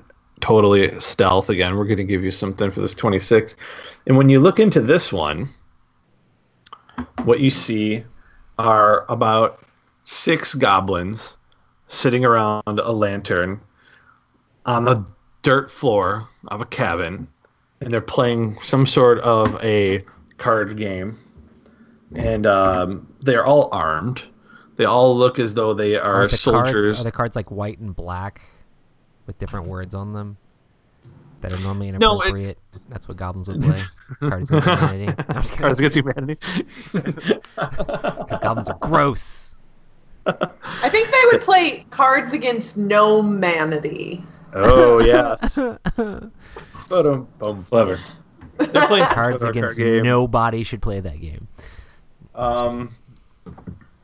Oh man, I wish I would have made a randomizer for what kind of a game it was. That would have made me so much better at this job. But I didn't. You're doing fine. So the goblins are in there playing some sort of a game. And as you look around in there, you'll see that they've got like, looks like they were wearing little utility belts that all have, they're off. Like they're kind of set to the sides with their little goblin sized belts. So they're kind of similar sized belts for you. And they got like they got a strand of rope on them, and then they've got some tools kind of in the belts, and they're all kind of sitting around there. And there's a little bit of like, you can see that was some roasted meat of some sort of small animal kind of on or near the fire. And behind them is it's a porthole window to a ship that's just kind of like smacked up against the dirt, and there's a bunch of shoes kind of stacked up around that porthole window as well, but not nearly as many as you saw in the first shanty. It's just like maybe several dozen. The other one was hundreds. Shoes. Mm-hmm. And that's about all you see right now. And there you can hear some chatter coming in there, but it's not just discernible through kind of the dirty glass at the side of this shanty. Do I think there's a bunch of other life forms anywhere, or do I feel like these 6 goblins are kind of like it for this main area of these structures? Roll perception. No. I got a 1. No. You are super It's confident. like literally the worst. You're super confident that these are the only goblins for 40 or 50 miles. Great. Cool. Cool. Well, I guess I go back and report to them that there were goblins. So Foley's gone for about 5 minutes, and he comes back and he tells you guys. It's like, yeah, I found these. There were these 6 goblins in a room playing some sort of game or something around a torch fire. There was a room just like slap full of boots, and I don't know, they have some sort of, so do I know about the whole boot backstory as far as like any of this stuff goes from like my kids books? This seems pretty important to this land. I feel like that would have been part of the stories, especially since the town revolved around it. Yeah, what you know is that again, it's sort of whenever people are sent to this island, it's like a it's like, again, it's this Siberia or this Australia, this place that people were sent to, like a penal colony. Yeah. Again, this is in the story. But when they get there, one of the things that kind of dehumanizes them is that they're forced to walk barefoot. Gotcha. And this goblin citadel, this mound of forgotten boots is literally the mason work is with leather boots. It's built of the shoes of wayward travelers and lost souls, kind of. Yeah. So normally when they send people here, they take off their boots or whatever. So there's just like tons and tons of boots in this one building down there. So I guess they've had tons of wayward people have to come here. I mean, they just got boots everywhere. Boots and cats and boots and cats and boots and cats and boots and Do you think it's bad if we kill those goblins? I mean, I didn't see anybody else around. We need a rest. I know I used all my spells fighting those sharks and stuff like that, and man, with everything going on emotionally for me today, I really could use a break. Yeah. What I mean, what's the temperature like in this place? It's warm. Yeah. It's it's temperate warm. It's not a desert. Not the kind of place Belmo would want to be taken and captured at. Oh no, he would hate this. He would consider this hot. I bet it's even worse underground. Yeah, it's like a summer evening, so he's hating it. Yeah, I don't know. I don't know that we need to necessarily go and try to kill these guys if we're all tired and don't have all of our stuff. Well, here's the thing. If they're the only people around, and that's the one place where it also has food and it's not full of boots, and if it's inside, we can make it easy on guard duty. Just watch the door. We're inside a closed area. We can rest, relax, regroup.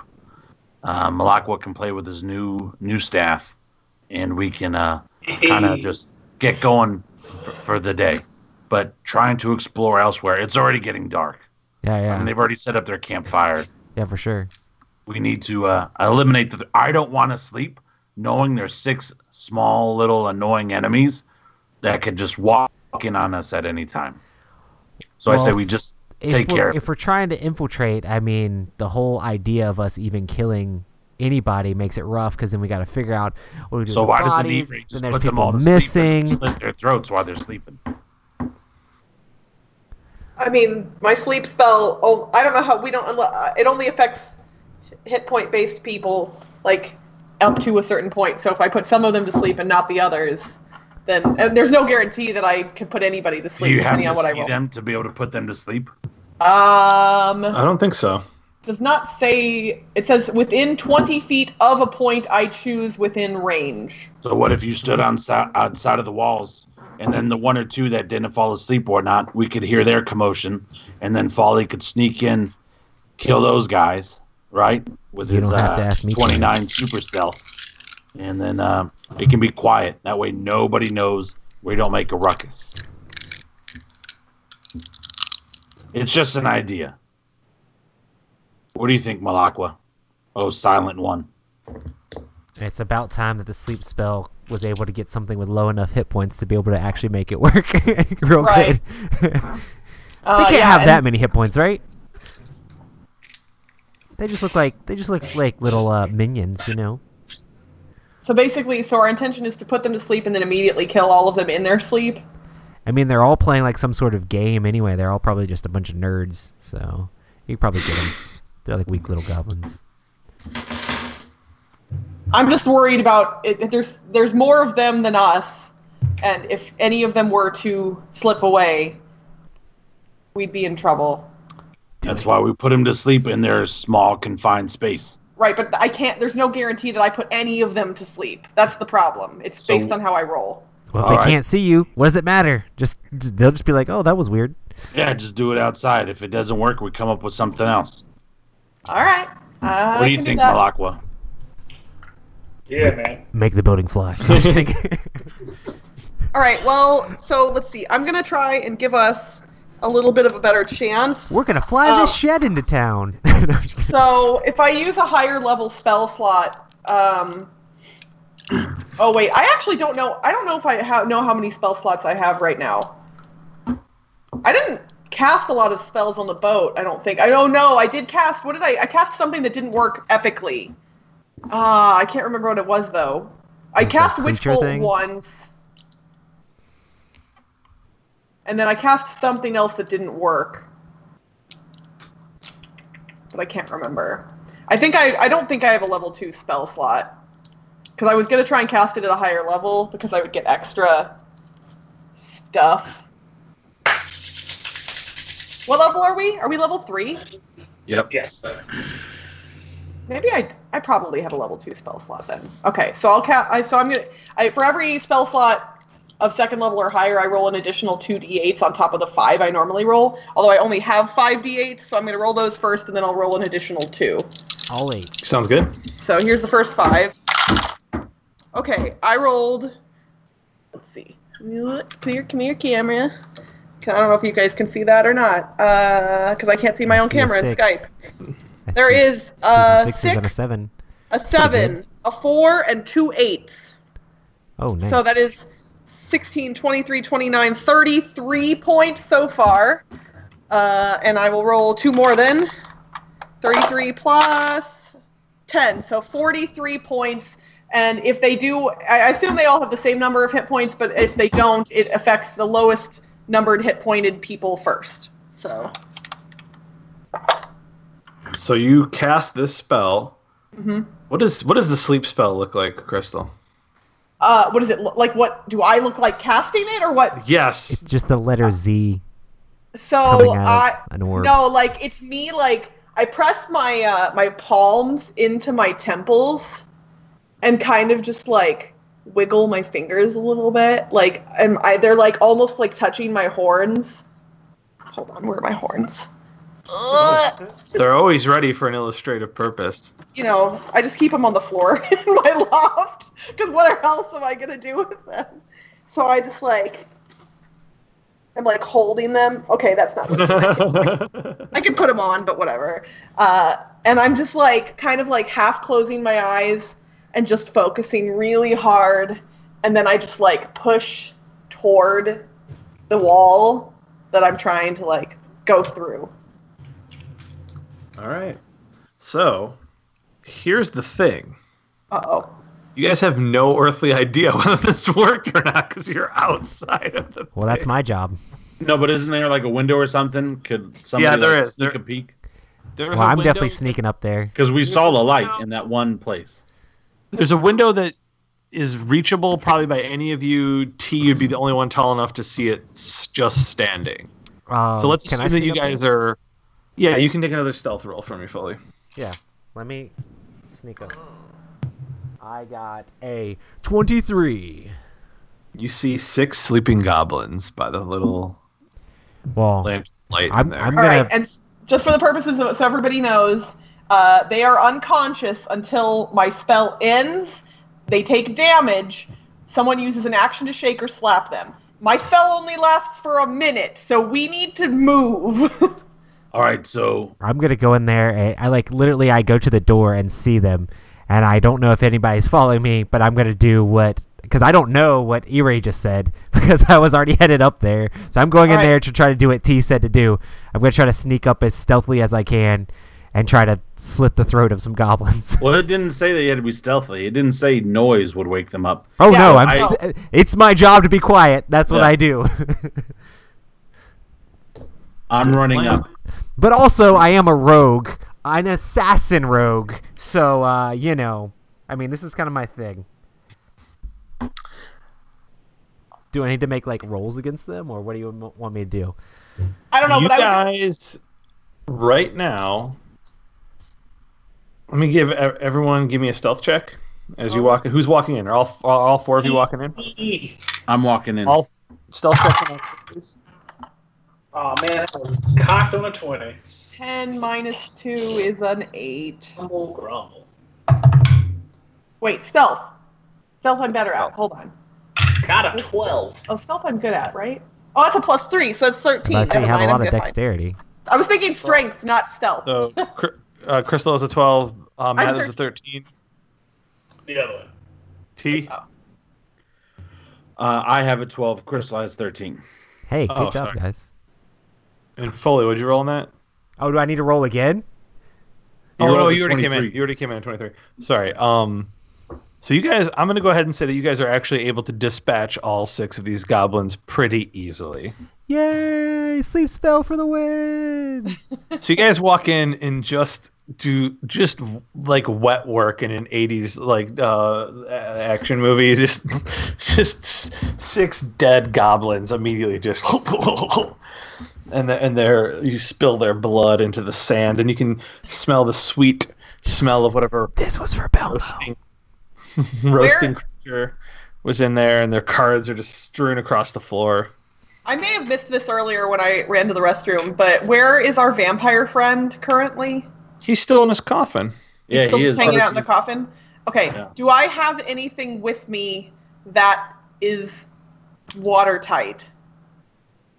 That could hold stuff? I assume that you guys all have some sort of a water skin or something like that on you, yeah? Do I have anything that's not the thing I would normally want to drink water out of that is also watertight? Do they have a water skin on them? Yeah, I mean they were eating. They have basic stuff like that. Okay, so like once we slash their throats, I'm gonna grab a couple of like whatever I can find of theirs, a couple water skins or whatever, and I'm gonna fill them up with blood as much as I can fit in them, and just seal them up. And I'm gonna make sure they're really good and sealed, and I'm gonna throw like 2 things of blood into my bag. I help you do that. I whispered, and then I put the bodies in a corner. I whispered to Malakoi, and I'm like, I'm pretty sure that our tiefling is like dating a vampire now. I'm not quite sure, but it's starting to. It turned into Keanu Reeves, and then she just started doing weird things.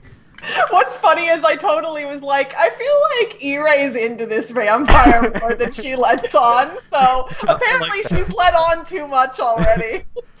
So let's say that you've got now, they each had a small water skin, you've got like 6 12 to 16 ounce little water skins full of goblin blood. Okay. And what's funny is I'm going to forget about that later, and then at some point very far in the future we'll realize that I'm carrying a bunch of blood. Jot it down on your inventory, man. Put it in there. Okay. I'm trying to do the best I can to like cover up like the evidence of what happened. I stuck them all in a corner. Like trying to figure like if there's like a big like sack or like blanket we can throw over them, or just bury them in a pile like of boots. A potato cloth or something, because I'll lay that over them, and then I'll lay on top of it, so they can be like a little cot for me or something. Yeah. I mean, goblins Sleep are pretty on bony. goblin corpses. I will say that there is, just so that can happen, I'm going to say that there are some sacks and some linen type things in this thing, and you can sleep on a goblin bed if you want. Well, it's not really a bed because they're stacked in the corner against the wall, and I'm really huge. Is it like a dirt floor? So it's floor, like my or? legs are like on the ground. It's almost like I made a recliner out of them, and I'm just like, I got my recliner of goblin. It is definitely a dirt floor. Yeah, I'm trying to like cover up some of the evidence and stuff for when we actually leave here. Well, and if the vampire guy tries to join us, we could have Matt make our woodshed fly away with his stick. Now we've got like a. I was say if we can make a boat fly. I mean, I guess it had sails. We can make this 10 by 10 wood. We just all have to hold on to the side since we're on a dirt floor. It isn't anything huge or smaller. We can find a tree and just go. I was say Bro, you can all hold on to me. We're just gonna start flying around with just random objects around town. Are massive, so you literally could all jump on me, and then you make me go. Everything is an airship. I was large. Yeah, he would be large. So I could lay down like magic carpet Aladdin style, or Game of Thrones style. Everybody. I can show you the spot. world. Yeah. Oh, what'd you do over the weekend? Nothing much. I just rode my friend Rob to a new continent. Right. Sorry. Right. It was magical. I played a genie that rode my friend Rob to a magical. Anyway. All right, so we're in here. There's only one point of entry, right? Well, there's a porthole to a boot thing. But is it? There's a safe porthole that, like window. we can like. Is it safe enough that the group feels like we could at least rest? Why don't you roll We can perception? sleep on the boat. It's like a Give me whole that perception roll. Oh, maybe somebody else should roll perception. Why don't we go I got sleep on the boat? 17. But There's a boat. There's a what? There's a boat. Our boat. We came I'm on not the going boat. to sleep We on can that sleep boat. on the boat. All right, whatever. With the I'll go sleep. ghouls and the vampire.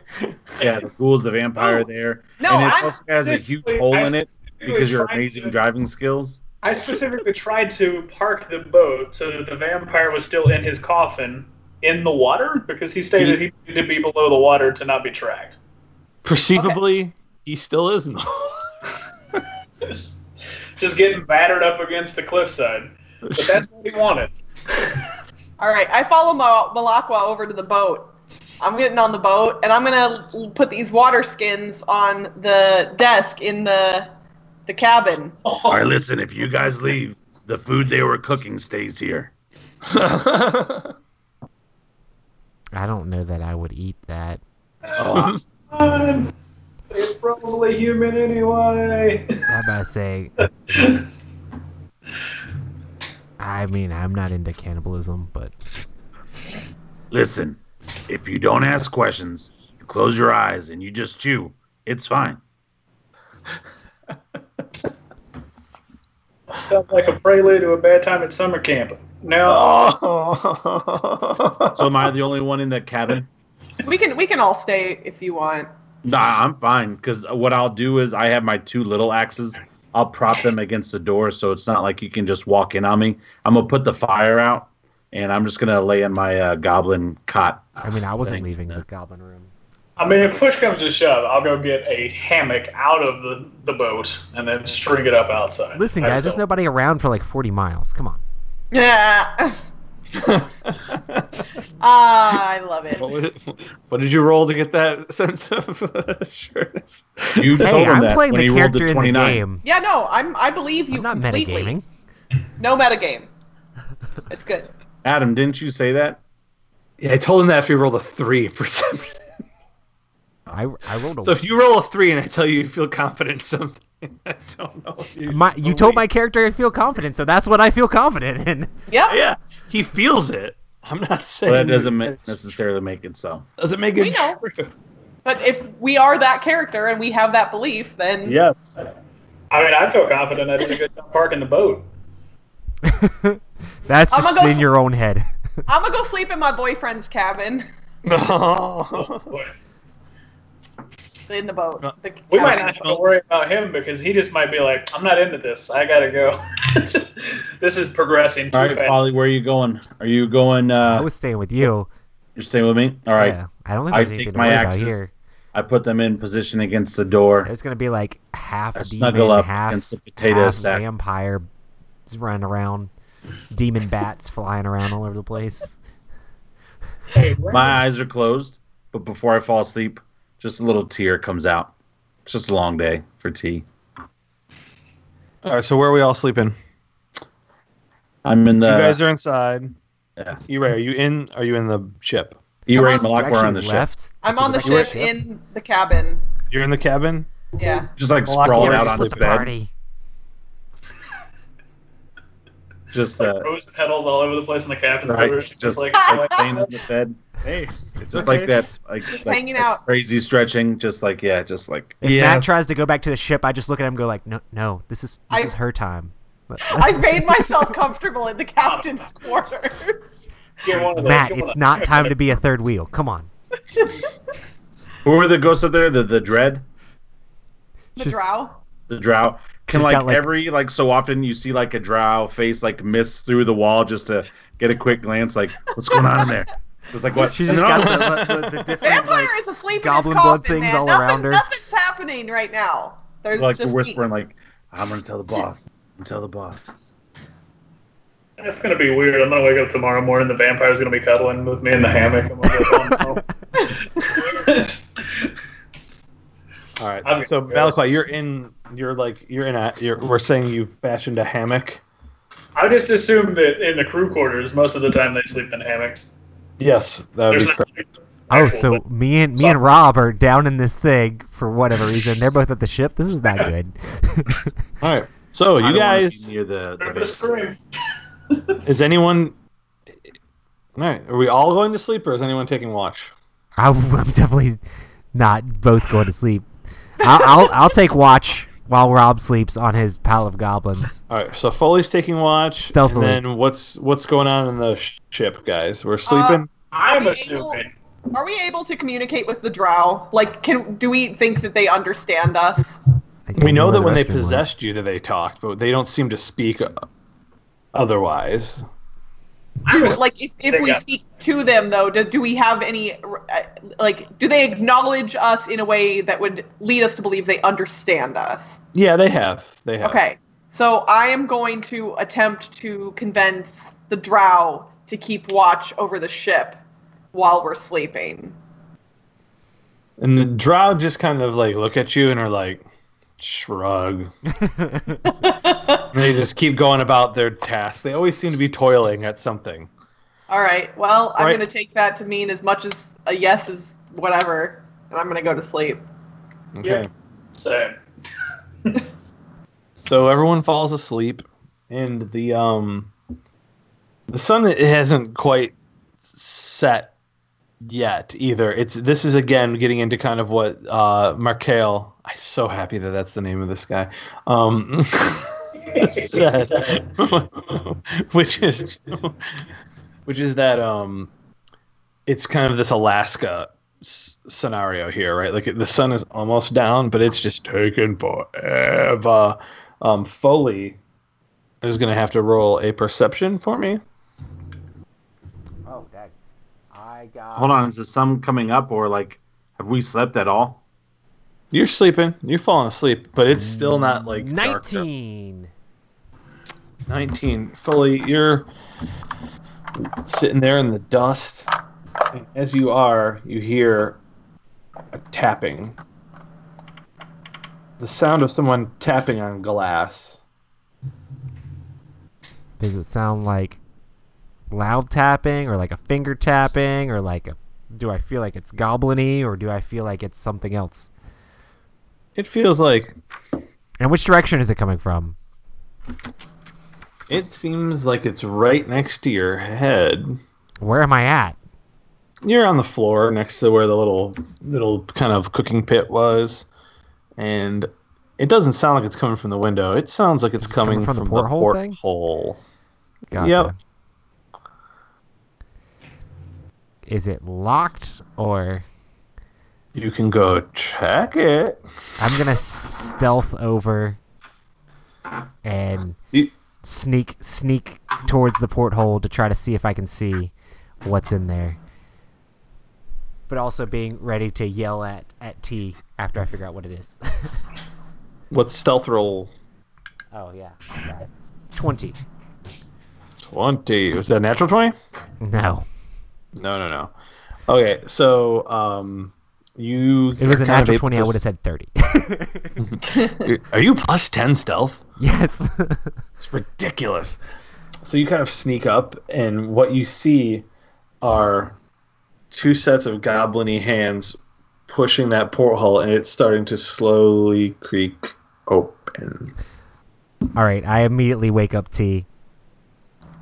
All right, but don't talk to me.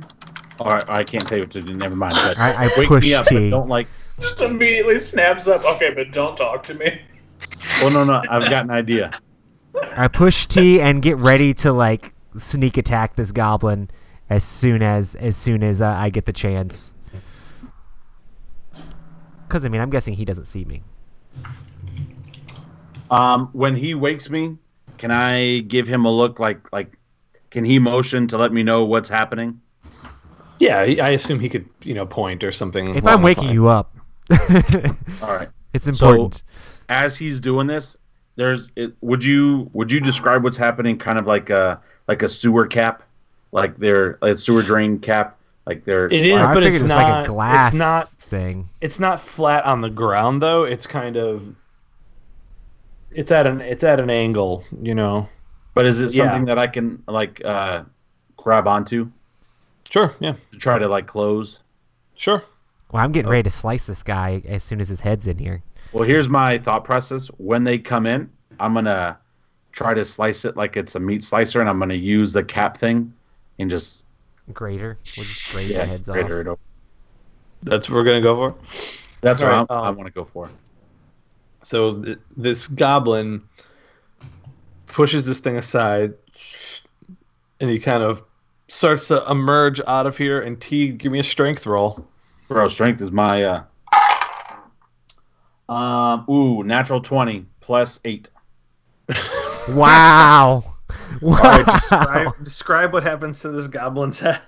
All right, so the goblin, right? He's coming through, and let's say he's got a football shaped head, right? He's about nose up, and he turns and he sees me, right? As he turns his head, and right at his nose and his eyes, he looks and he sees me, and all of a sudden his eyes get really big, and for some sinister reason, I just smirk at him, I'm so happy he's seeing this coming, and I take my hands and I just shoved this porthole key right through his face, and it literally nose up. All that part of his head is now gone and like crumpled, and that part of the football hits the wall because I shove it so hard, and then we hear just like this thud, maybe a second or two later, as the rest of his body fell underneath, and then I quiet, palm silent thud. his skull Just kidding. and I flip it over to see what like the brain situation would be like, and literally I pull it out, and it's like the size of like a $50, and I'll go with that. Ollie, and I'm like, bro, peanuts. And then I flick it out, and I throw the head back down.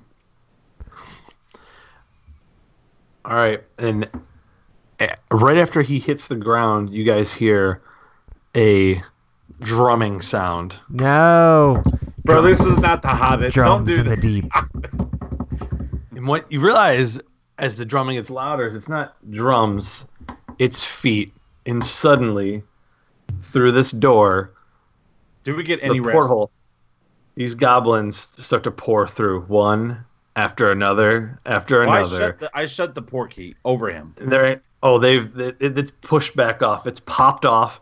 They're coming through. They're coming through really fast. I need you to roll initiative. Okay, real quick though, did I get to rest at all?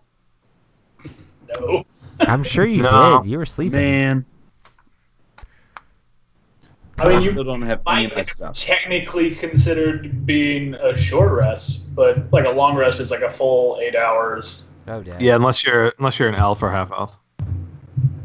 I'm just sleeping over here with my. So I did get a short rest. Sure. Yeah. Yeah. I'm cuddling up with the vampires like stuff in the captain's quarters, Okay. just sleeping away. Well, I'm glad you guys just left us here to die. It's fine. For the No, record, Malakwa did tell you to come to the boat. The He didn't boat say it is- to me, obviously enough. I didn't hear him. I was literally yelling it as I was walking towards the boat. Yeah, he was like, "We have a safe place to sleep. Why are you sleeping in a not safe He place?" didn't say it directly to me. I did not hear him. But thanks. All right. I guess next time I'll direct things at you as opposed to saying them aloud. The new. Also, don't the yell two them of you- as you're leaving a building that I'm in. I'm just like, what? I don't know what's going on. I got a 19 for my initiative. Oh, yeah, 19? initiative. Give me that initiative. I assume that Malakwa and I are not rolling since we're not there, correct? I got not at this 11. moment. Okay. Cool. I'm just gonna keep sleeping. Oh yeah, Darth. This is not looking good. All right. I'm going to tell you to run though, Folly. I just want you to know to that. I'm going to tell you to run back to the boat. Wait, I'm not supposed to run. You told me not to run last time. You're like, oh, you gotta run I said now. last time I was sleeping there. I never asked you to stay. There are about 4 or 5 goblins in the room on their feet right in front of you, Toruk. They are all in kind of just pewtery, kind of chintzy little armor. Most of them are wearing a large boot on their head as though it were a helmet. Okay. Not necessarily. Hey, that's not how that's designed to be used, guys.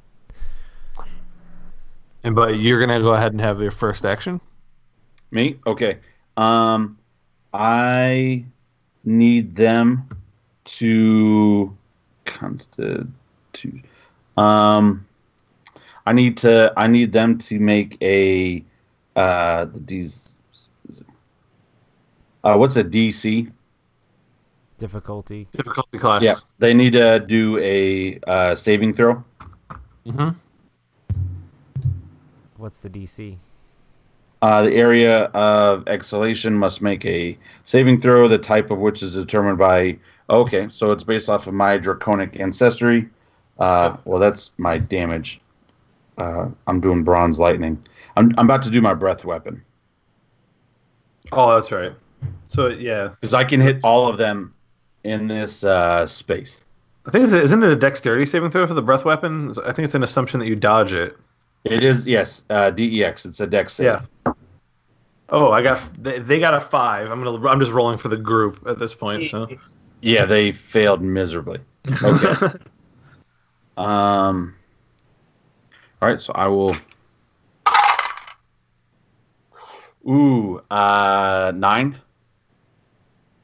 It does. I don't know if it's like 9 apiece, but I rolled a 5 and a 4. It's a cone, right? It shoots out 5 feet by 30 feet. And if they're right in front of me, and I definitely hit them. The real question is, where's Foley in relationship to this? And then, I was by the porthole, which is where he was too. So yeah. That's just on my dice, though. I don't know if I add anything else to that. No, usually it's like 2d6. Yeah, that's what this was. Yeah.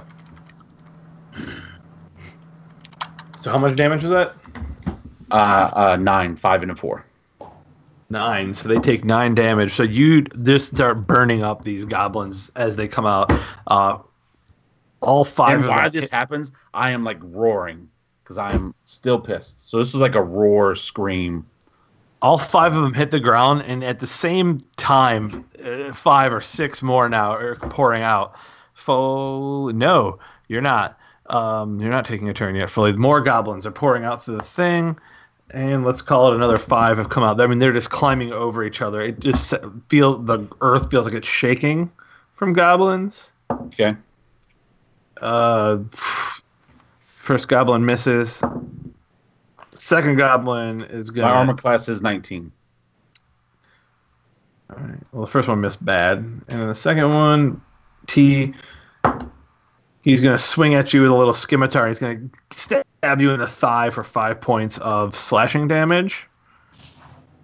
Foley, what's your armor class? 14.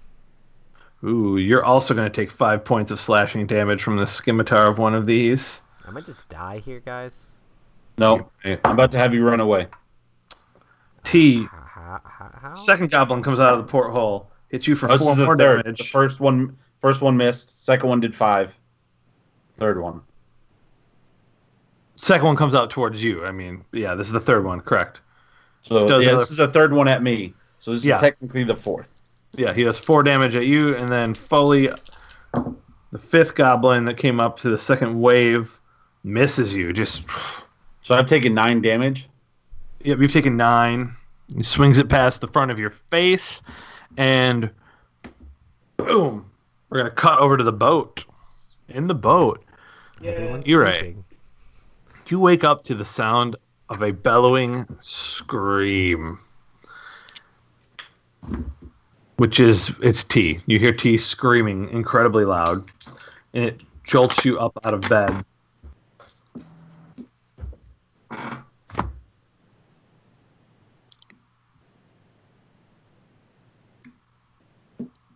So you sit up straight because you heard some screaming. I'm gonna give you awake status. You can do with it what you like. Roll back over. The thing that came to mind is definitely not what I should do. Do it. No, Do it. no, Yes. no. It's too awkward. All right, I kind of like shake my head and just like try and get the cobwebs out, and then is Malakwa in the same room as me?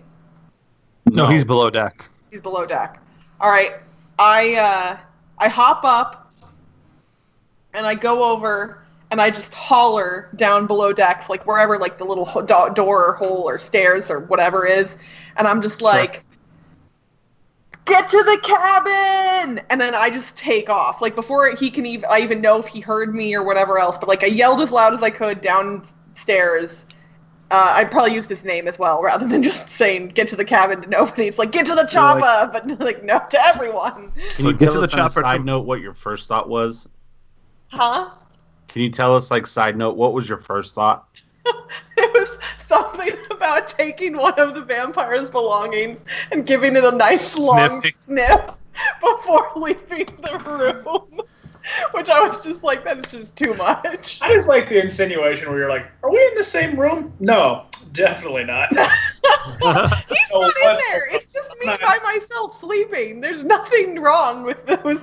know, but if he comes back, I don't know what vampires are into. Be like, "Hey, it's a party now." I mean, E-Ray's technically, like raiding the vampire's underwear drawer, and we're just out here dying to goblins. So Malaka, you nothing dirty. Nothing dirty. It's all You do- all on the up and up. do hear her scream as she's bounding down the side of the ship to the Okay, rocky shore below. Cool. So you hear it. You definitely hear it. Did I get the message, or is it just like a blah, blah, blah? It's you're not 100% what you heard, but it sounded in distress. Okay. You know who it was. I Who guess yelled I'll- at you? Okay. I like to go up to topside then. See what's I can see. As you get up to the top of the ship and you kind of look over the edge, you see E-Ray is descending down a rope very quickly, and she seems to be running across the dirt towards the cabin. The cabin is dark at this point, and you don't necessarily hear anything coming from there, but she's hoofing it. Okay. Well, guess I will follow. All right. So as you guys are running towards the side of the cabin, the sun is finally starting to set. I mean, you've got to imagine it's midnight at this point, but it is just hard to get your bearings in this place because of the elevation. And as it's starting to set, you can hear the tinging of steel and the kind of the grunting and screaming as a battle going on inside of this tiny little cabin that lays ahead of you. All right, we're gonna smash cut back to inside of the cabin where Foley will get to take an action. Dag, so I mean, I just see like tons and tons of goblins, right? There's 5 in the room with us. There's 5 in the room with us right now. I already as killed you're- 5. Yeah, but can I like see more coming through the door, or do I feel like we're just completely outnumbered? Like, There's more coming through. Like, as I say, 5 is the came through- situation hopeless, or is this something that I might just be able to fight my way out of? You don't know. Oh god. Well, you didn't say anything to me yet, T. Am I allowed to speak to you now? I mean, you never. I mean, you took your turn and you shot it at these I turned guys. back. All right, after I guess did I'm- my I guess little I'm- thing, I turned back and I look at you and I said run. Are they coming through the porthole and the door? No, Just the porthole. Gotcha. I use my tail to knock over my 2 small battle axes so the door can open, right? But when I got done, I looked back at you and I gave you like run, like that. Well, if concerned we're like father. smashing them as they're coming out of the porthole, I yeah, figure I've got an idea of what I'm. I can I get to the door? Can I get to the door, Adam? It's only yeah. I mean, at best, it's 10 feet away, so you could take a dash action for sure and get out the door Dag, pretty how big was substantially. this building? It's only 10 by 10. 10 by They're 10. All 3 of them were 10 Oh, by yeah, 10. You don't even need a dash. You could take a move and go out the door. Yeah, I guess that's. There would be an opportunity attack. Oh, are they gonna get to attack me? No. They're you would be turning around. Okay. So no, I think you could run. I think it'd be if you wanted to bolt out the door. I think you could do it. Cool. So I'm gonna try to head towards the ship and try to also like get out. As like, Turok, follow, and I start running towards the door and like try to get out. So and go Foley back towards bursts out the door. E-Ray and Malakwa, you see this. You see Foley just frantically, like the door comes flying out, open the hinges, is just bouncing, and he comes running out. And then T, you have an action. All right. As he says, Turok, follow, I shout to him, my name is Torin. Turok. I mean, I'm not going to explain it, but Turok's the name of my clan, but since that douchebag is trying I to was kill us... gonna ask. I was like, man, is your name Turok? Like what? No, it's Turok Torin, but for Dragonborn, we always go by our clan first and then our names. So I'm Turok Torin. But anyway, So you're taking next to the square. Yeah. So anyway, here's what I want to do, Adam. Here's my thought process. Where are these 5 goblins in the vicinity of this room? Is there any way I can get in the middle of all 5 of them? I mean, they're more in front of you in the sense that they're pouring out of this thing. So no, right now they couldn't get really behind you in this time frame. Yeah, because Well, we're let me talking ask about you this. just. Could I do a clean swipe with a type of weapon to get all 5 at the same time? Since we're so small and my wingspan is so big as a creature. No, because you'd have to have a multi-attack to do it. I think, just by the rules that exist in D&D. Man. All right, my idea was to take the port key top and like swing it around and to like try to decapitate them, and then as I'm done with that, smash it down over the top of that thing and then just stand on it, because I don't think even with 10 of them they're strong enough to lift me. And it's on the ground. You could try to put it over the top right now. Yeah, that's what I was thinking. I was going to grab it, jump in the middle of them, swing, and then slam it down and stand out of it and be like, yeah, son. Just, I don't know. That was my idea. But if that's not I think in this scenario, though, I don't think that trying to force it back down could be a bonus action, because it would take so much of your turn to do that, considering that they're pouring out. Sure. Okay. So it would be one or the other. One or the other. All right, let me ask you this. When I shot my lightning earlier, did it catch any of this wood cabin on fire? That's a good question. Would it? Well, I mean, it is lightning. Lightning does burn trees. Well, let's do this real quick. How many? How many hit points did it generate? 9. Yeah, if that's enough to set that.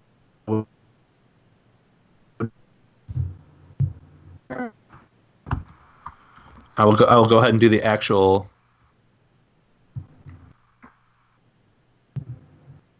No, it's not burning. It's not burning. Crap. Okay. Not yet. And I just told Folly to leave. Okay. Great. All right, last question, and then I'll do something. Am I allowed to attack and then move? Yeah. You can move as your bonus action. Okay.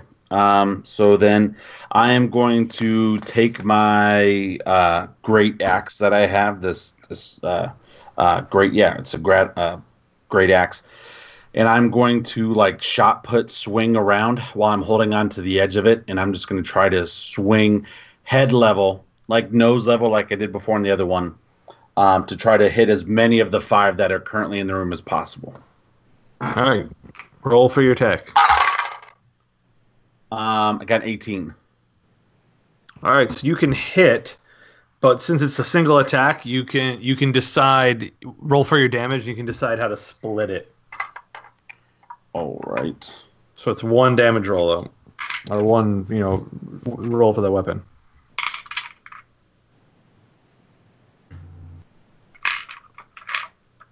Trying to find it. Okay. Ooh. Do I know how much their hit points are a piece? Nope. All right. So how about this? The one, I got 8 damage. The one that is closest to me, I'm gonna give 4, and then the next 2, beyond that one, I'm gonna give 2 damage, and then as my bonus action, I am also going to bolt out of that room and head towards the ship. All right. I should have swung for their legs. I should have tried to chop off a leg or something. Okay. So you bloodied up the first one, but he's still alive. And sorry, gotta keep track of hit points over here. And then you bolt out as you start. So now, Malakwa, you see T start to come out the front door, kind of right behind, maybe just a few seconds behind Foley. And Ire, which we'll let her know when she gets back, sees the same thing. There she is. Let me have her put her headphones on, and then I'll tell her. I know.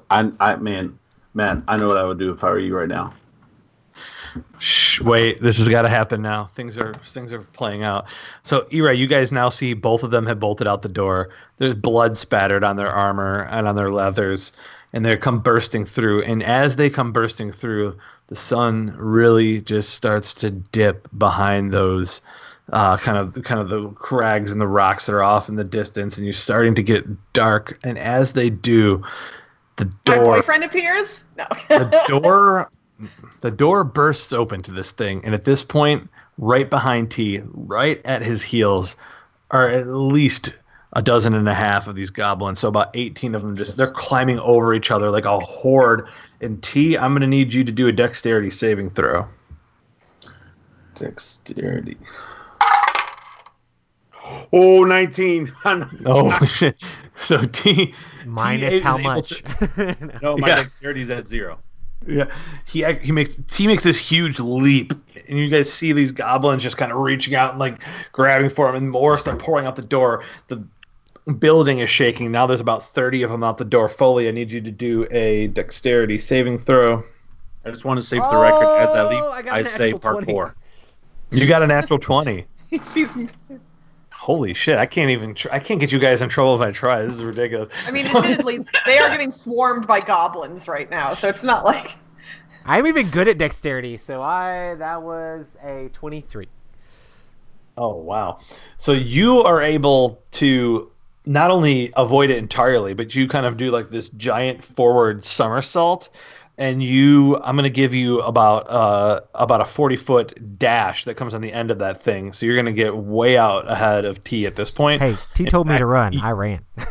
You're now within kind of like shouting distance. Like you could speak to Irai and Malachi if you needed to. I said, goblins! I mean, I don't know what those to say. Right, so we're gonna. At this point now, the front of the cabin falls off, and there's probably more than 50 goblins rushing out. Like the front door is starting to burst open. There's about 50 of these guys, all in just boot and crappy pewter armor, running towards you guys. Whew. I just need to sleep, man. I'm going back to the boat. Forget all this. Matt, I know exactly what I would do if I were you right now, man. You're on the boat. Are you running back to the boat, Matt? Absolutely. So now the quiet turns and starts to run towards the boat. Irai, what are you doing? You see Foley running towards you. T's about 40 feet behind him. Malachi has turned and is running back to the boat. I'm gonna... So I assume, since I'm bigger, that I can generally run faster than Foley. Would that be an accurate statement? I think you guys have the same movement speed. Same movement speed? Okay, Hey. so I can't help. No, I was trying to be helpful if you needed it. Man, I'm just... Whatever. You're You little. were just too I'm fleeting quick. Behind. I think you guys are both 30 feet a turn. So it'd be Okay. about the same. All right, well, they're running toward me. Oh, man, is there anything I can do? You could shout out, boo! Ooh, ooh, ooh. Come back. Um, We could all just fly away.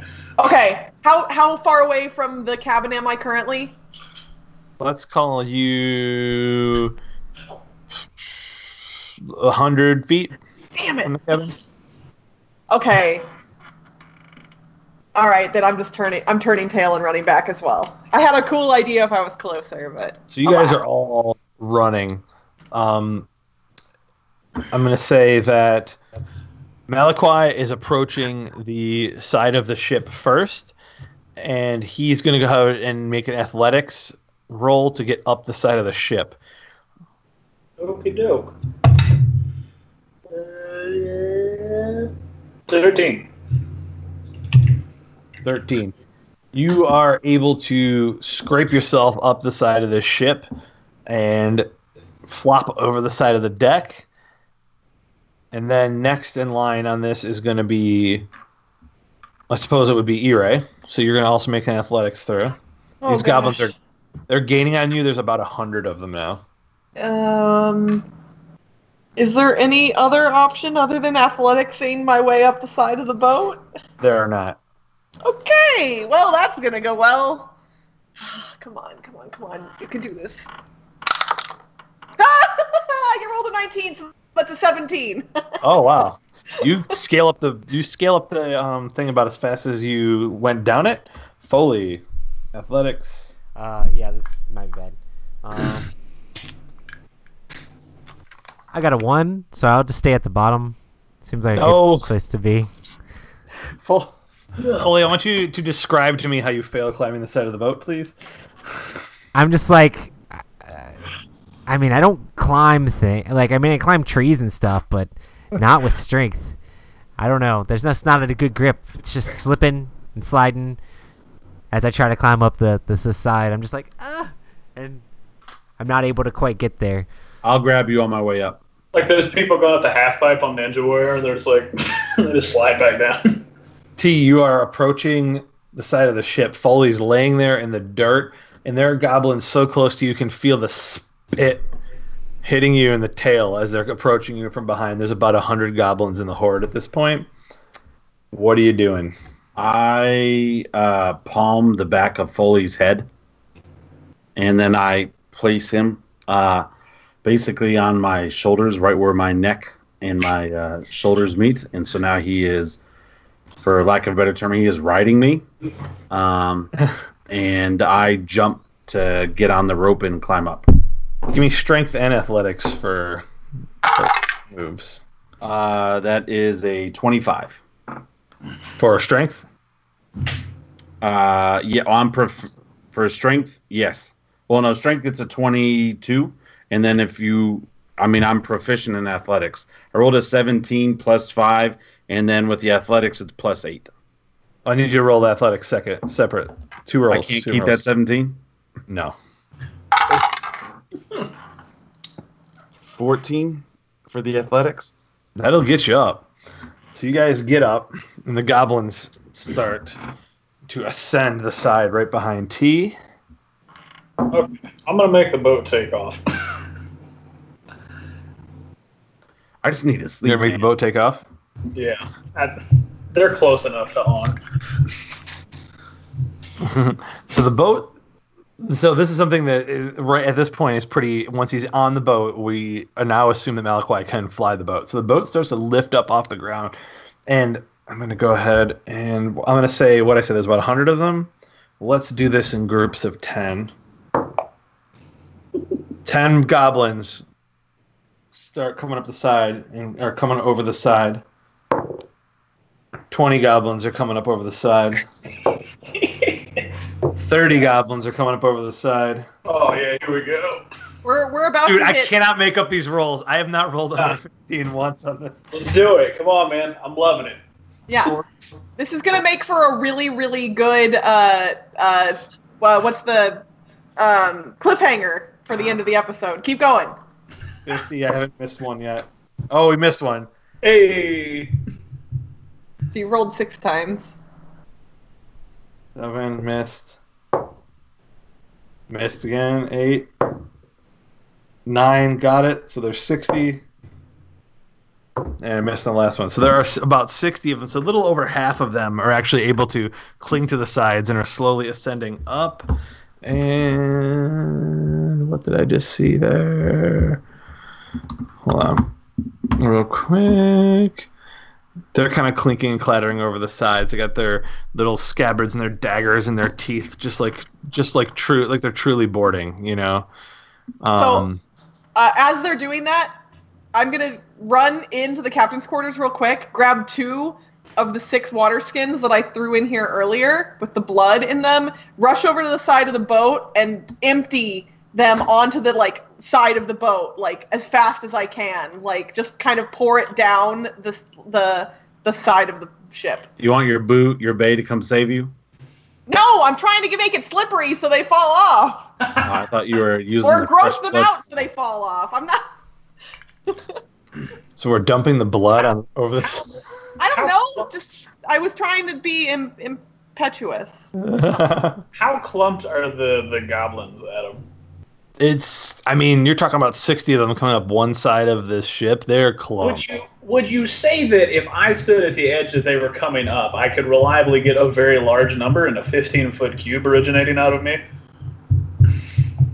I would say, yeah. That's probably giving you a third of them at least. Cool. I'm going to run up to the side of the boat and then cast Thunder Wave. Oh, and did you just take the boat and have it skim the side of the mountain and scrape all of them off? Yeah, you're there too. I'm up. No, we're up. Oh, are you? Okay. Yeah, they're just over the side. Oh, well, in that case, I could just say hold on and turn the boat upside down. Just have you guys get inside the captain's quarters, and we can just do corkscrews until they're gone. I love that actually. All right, we're in. We're running into Let's do the. it instead. I don't have to use a spell slot. That's perfect. All right. Yeah. I'm you out guys of are gonna- spell slots. Like we need to sleep. All right, there's about 20 on. You guys are running into this. You guys are gonna run into the cabin. Yep. Yeah. All right, I need everybody to. Oh God, what are you gonna roll? I guess you're gonna roll athletics again to get into the cabin for me real quick. And we're gonna oppose against the 2 groups of 10 that are already on the ship. That's a 2 for me. E-Ray falls down in the cabin, flat down. What'd you get? Go. Matt, what'd you roll? Oh, I was going to see if I could cast my racial ability to cast levitate on myself and just sort of fly into the air so that Sure, I you can help it. turn. Do you still want me to roll an athletics to get away? No, we'll let you hover where you're at. Okay. Roy, what you got? Oh, for athletics? Yeah. That is an 8. Rob, what do you got? 20, but it's not natural. Rob is the only one who makes it into this cabin. We're doing opposing rolls. Remember, Foley's still on my neck. He's still riding me. That's correct. Actually, you're right. So, Foley, you're in there on him. Oh, the goblins rolled bad, Crystal, but not bad enough to not beat you into the cabin. Damn. So, There's 20 goblins now in the cabin. with you. Can I just say have faith and start spinning the boat regardless? But if we're inside, they're not going to leave. Like, No, but there's still Just take your 40 sword more. down. You gotta hit some of them. I just all I can do is like normal attacks. Like that short sleep I got, the only spell that opened up was my breath. I'm going to turn the boat into a washing machine, and as long as you keep your sword arm steady, that becomes the agitator, which then makes all the suds. You know? Like, All right, so like I take like my big hand, I grab the closest post, and I just tell Foley, "Hold on." I stick And my technically, arm- with that axe, each time you kill somebody, you're supposed to get temporary hit points. Rob's just jacked. Am I really? I mean, I think it's a max of 5, but each time you kill somebody, you go back up to your 5 temporary hit points. It was how it worked I was gonna say, yeah, in the old 10, campaign. Yeah, I think so. Stack, but Yeah. So that 9 that I took earlier, should that have been erased from the 6 that I killed before that? I mean, you should just have 5 temporary hit points. Yeah, they should have 5. I mean, it doesn't go above 5. It just, if you kill another thing, it goes back up to 5. Or Okay. that's the way it did work. Yeah. That sounds right. All right, so we're going to spin the ship. yeah. Holy crap. So the ship starts to spin. We're going like a barrel roll or we're doing a flip? Barrel roll. So we're going for the Just barrel. force centrifugal force that way. All right, I'm going to all right, so we're going to need a dexterity saving roll from Crystal and from the goblins that are on the deck. Crystal, it's okay. Have faith. Your dex is pretty good though, Crystal. Everything will be fine. Yeah, I'll be fine. You absolutely will be fine. I'm afraid to drop the die into my dice tower. Your dex is good though. Oh my lord. Yeah. Even if your dex is bad, I've got you. Crystal. Well, my dex modifier is +3, so that means I have a 7. Crystal and all of the remaining 40 goblins fall off the ship into the water. She was compromised. No, I'm just kidding. So you guys are hovering above the cliff, and this thing rolls around, and you guys see just hordes of goblins falling. Nobody can see that E-Ray went down with it. It's been so chaotic. We're not even sure whether she's in the cabin or not. What about the 20 E-Ray, goblins in the room you with tumble, and you find yourself in this freezing cold water being thrashed around with all of these small goblins along the rocks. And I'm going to need you to make yet another dexterity saving throw This is against not- this water. This is where you walk on the water. Oh, I have to make another one? Okay. Yeah. You're in washing machine right now. All right. 11 plus 3, so 14.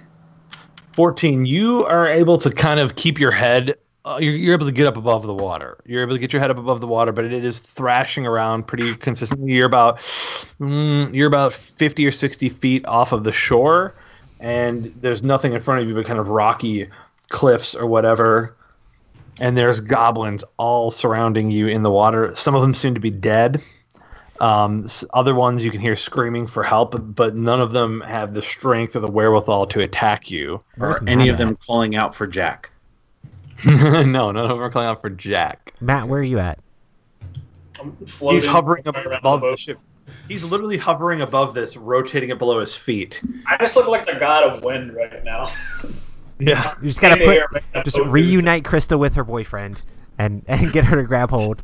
I'm so hoping the vampire just comes up out of the water and just like Baywatch rescues Crystal. Hold on. hold on. She If you're fakes flipping the being boat- drowned, so that way. If you're flipping the boat, that means the vampire is also flipping because he's attached to a chain. So the vampire is literally in his coffin, just like puking up all of Crystal's blood that he drank earlier. Just like, what in the world is going on? You're making him in a like windmill of death, a coffin windmill of death. He's just the tail of a kite flying Hey, through here. When he wakes up, I'm just gonna say, "Remember, you need us." Oh, he's awake. No, he's awake right now. If he's not awake, he is pretty powerful. Man, look, who knows? He might just go into a coma when he gets in that thing. Hey, the sun's down. If he's not in one now, yeah. Yeah, the sun's down. It's just me inventing a new alarm clock. I mean, we can speculate all we want, but Adam, what's happening? What about the I think 20th it's- cabin with us, Adam? I think it's accurate to say that he is spinning around like a pinwheel right now on the end of this thing. Rob, I need you to make a dexterity saving throw inside of the cabin. 18. Wow. You're the most I got a nimble bad dragonborn. In heavy It's good for armor. Dragonborn. So you're able to hold on. You're able to keep yourself stable on this pole that you're holding on to. I need you to do a strength. Give me Bro, a that's my strength jam. check. 24. 24. You're able to hold on to Foley as well. Foley, I'm giving you the option now. If you're gonna stay holding on to T. It's working out better for me, honestly. But, Okay. I mean, if there's ever such a thing as a strength check. All right, and in the most unprecedented move of multi-attacks outside of what your class build actually allows for, Rob, I'm going to let you give me 2 strength checks right now. Smash 2 goblins Okay, heads together that while was spinning. 24, and then that one was 23. 23. All right. I have +8 to my strength. You slice half of these goblins in half as they go through the washing machine, turning around in circles. You got your axe out like this, and you're just stiff arming it, and they are they are falling in half like watermelons being chopped by a katana blade as We're this thing literally- turns and turns we're to a ruining stop. E-Ray's, like, love quarters. But like There at are the dreams. same time, though, The dreams while are this all is being happening, ruined. have you guys ever We seen threw in Jackass the 3? water. We're getting goblin blood all over the cabin. Oh, Have you guys everywhere. seen Jackass 3? Like a Jackson. You're ruining the ambiance. Oh man, Man, I just look. Hey, we're imagine just this making is more like when blood. Steve-O- He likes This is when blood. Steve-O was in the porta potty, porta potty. and it's all just like float, and it's all in our faces. Like there's just juices and body fluids. Just so I'm doing this, but I'm like spitting at the same time, like not happy. I'm just There are outside. different, So there are tired. different colors floating around me right now that I have no idea where they came from. E-Ray, you're at this point able to get up against the cliff. If you would like to climb it, you can give me a strength check. Can I convince the cliff to just let me up by talking to it very intelligently? Because I'm not good at climbing. Oh, I'm doing it. Here we go. We're going to climb. 12 minus 2 is a 10. So you begin to climb the side of this cliff, and as you get about halfway up, you lose your grip. The rocks kind of crumble beneath your tips of your fingers. You can feel yourself losing it on the cold, cold, hard rocks, and as you fall backwards, describe the feeling that goes through your head as you're tumbling back towards the rocky shore. I am just, like, I'm angry. I'm angry at Vampire Guy for not waking up and helping out. I'm angry at T for not fighting off all the goblins, even though that's an unreasonable thing to expect of him. But I'm falling off a cliff and everything's running through my head, and I'm mad at Foley for being so darn adorable all the time, and I'm mad at Malakwa for spinning me off the ship, and then I just crash into the water. Right before you hit the rocks, you feel something underneath your shoulders. And the long nails on the back of your neck.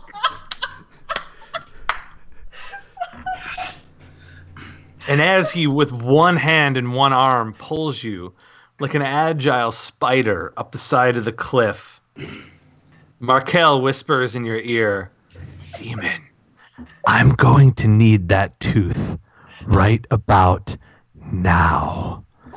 And you guys crest together over the top of the rocks, and he's just holding you like you weigh nothing. And he climbs over the top and lifts himself up, and you see the ship slowly turning to a stop, kind of gently setting down upon the rocks. In T, you guys settle in the cabin. You're dizzy. You're disoriented. There's blood streaking across your face in a tribal-like pattern. And you guys hear Markel screaming from the shoreline, "Dragonborn, it is time.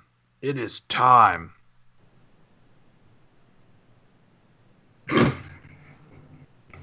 That's it. T, your quest for vengeance is going to move forward. We need the tooth. You need a new man. Are you out of where you at in this? I you look at T offering? and I'm like, I'm pretty sure she's under some sort of charm spell. Like, I mean, no joke. Like, I'm pretty sure I've heard vampires can do charm spells. I'm not quite sure what's going on. Bro, I'm not giving up the last thing I have of my mom, so. Man, I'm just happy the boat worked. T, are you guys still in the cabin? Well, of course, I'm like, I've thrown up 4 times in my mouth by this time. And he's like,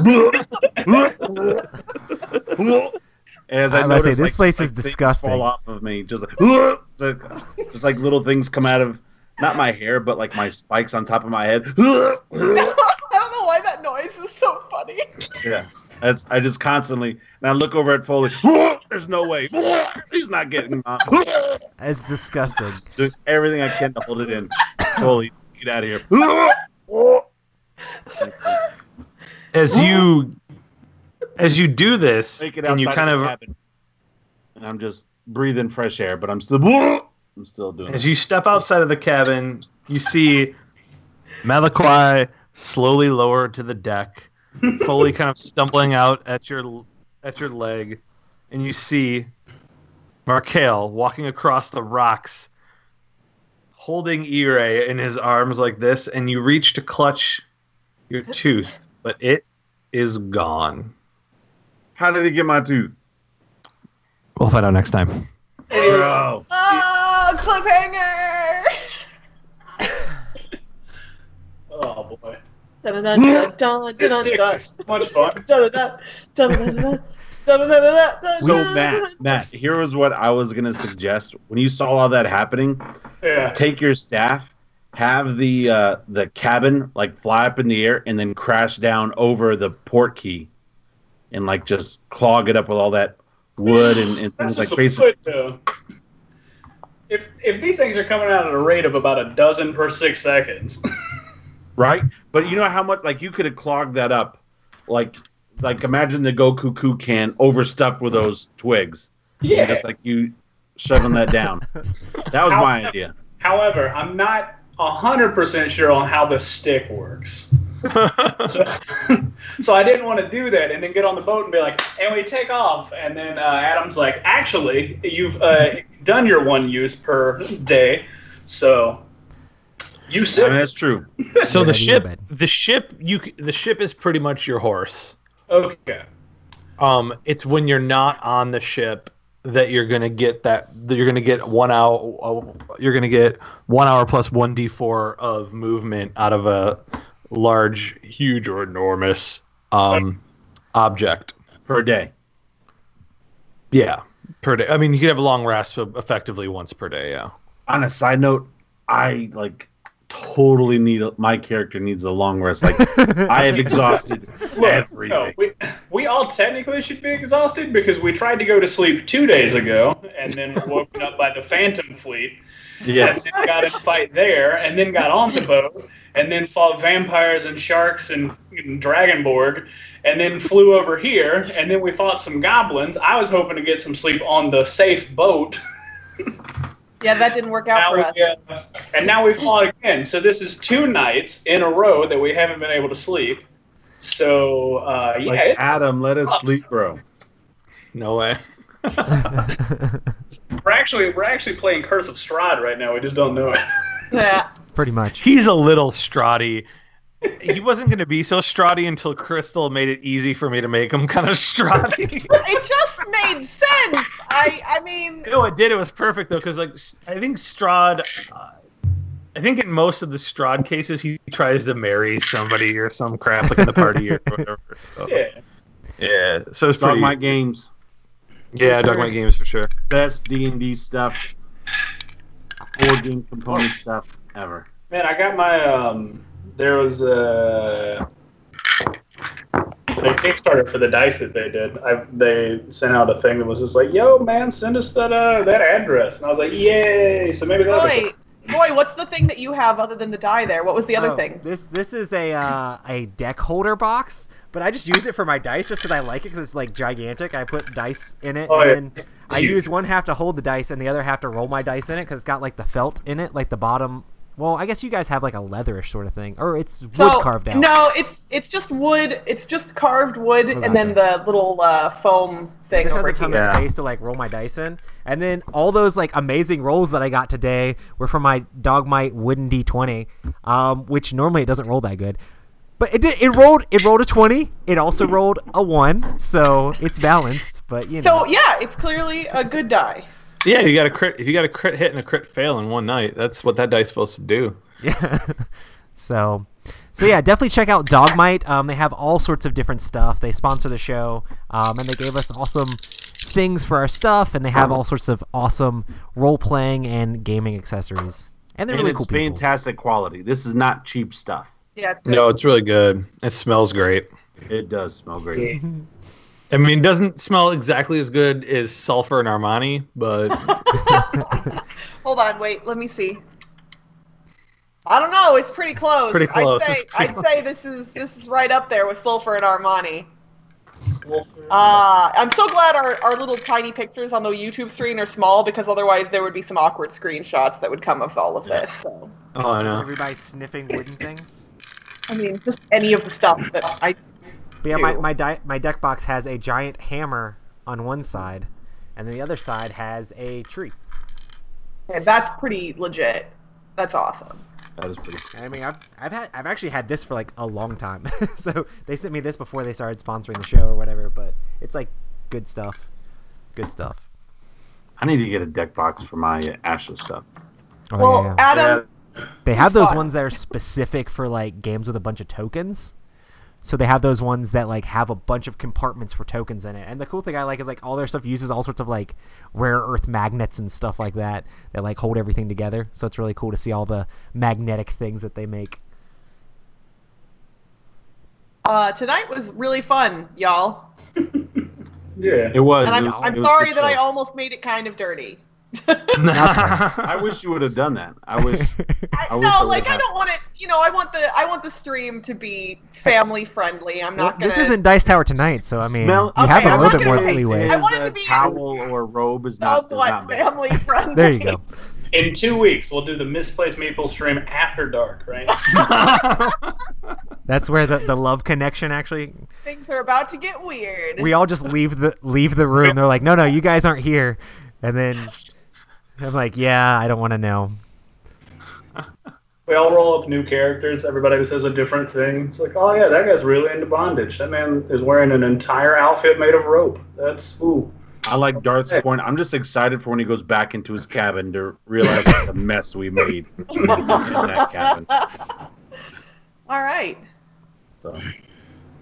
All right, guys. Well, you guys have a wonderful and fantastic evening. Everybody that listened and watched, thank you guys so much. We greatly appreciate you. We do this for you guys. So thank you. Awesome. And have an awesome week. Yeah, make sure to check out everybody's stuff. Me, Rob, and Matt do the Epic Gaming Night podcast. Crystal does a ton of stuff with the Dice Tower and also her podcast, Board Game Blitz. Make sure to check out that stuff and all of Adam's things if you like the photographies. You know, Go Central Michigan. I'm always like, what gaming thing can we plug of Adam's? Well, Adam is will it. be in the Carolinas in December. There you go. It's official now. Yeah, man. And if anybody is watching this and is going to be at BGG Con in a couple of weeks, I'm going to be there. Are any of you guys going to be there? Probably not. No, I'm doing PAX Unplugged though. Okay. At the end of November, and I'm so stoked. And then the That's next gonna be weekend, you literally have Cabin Con. Oh yeah, I'm probably only going to be able to come for.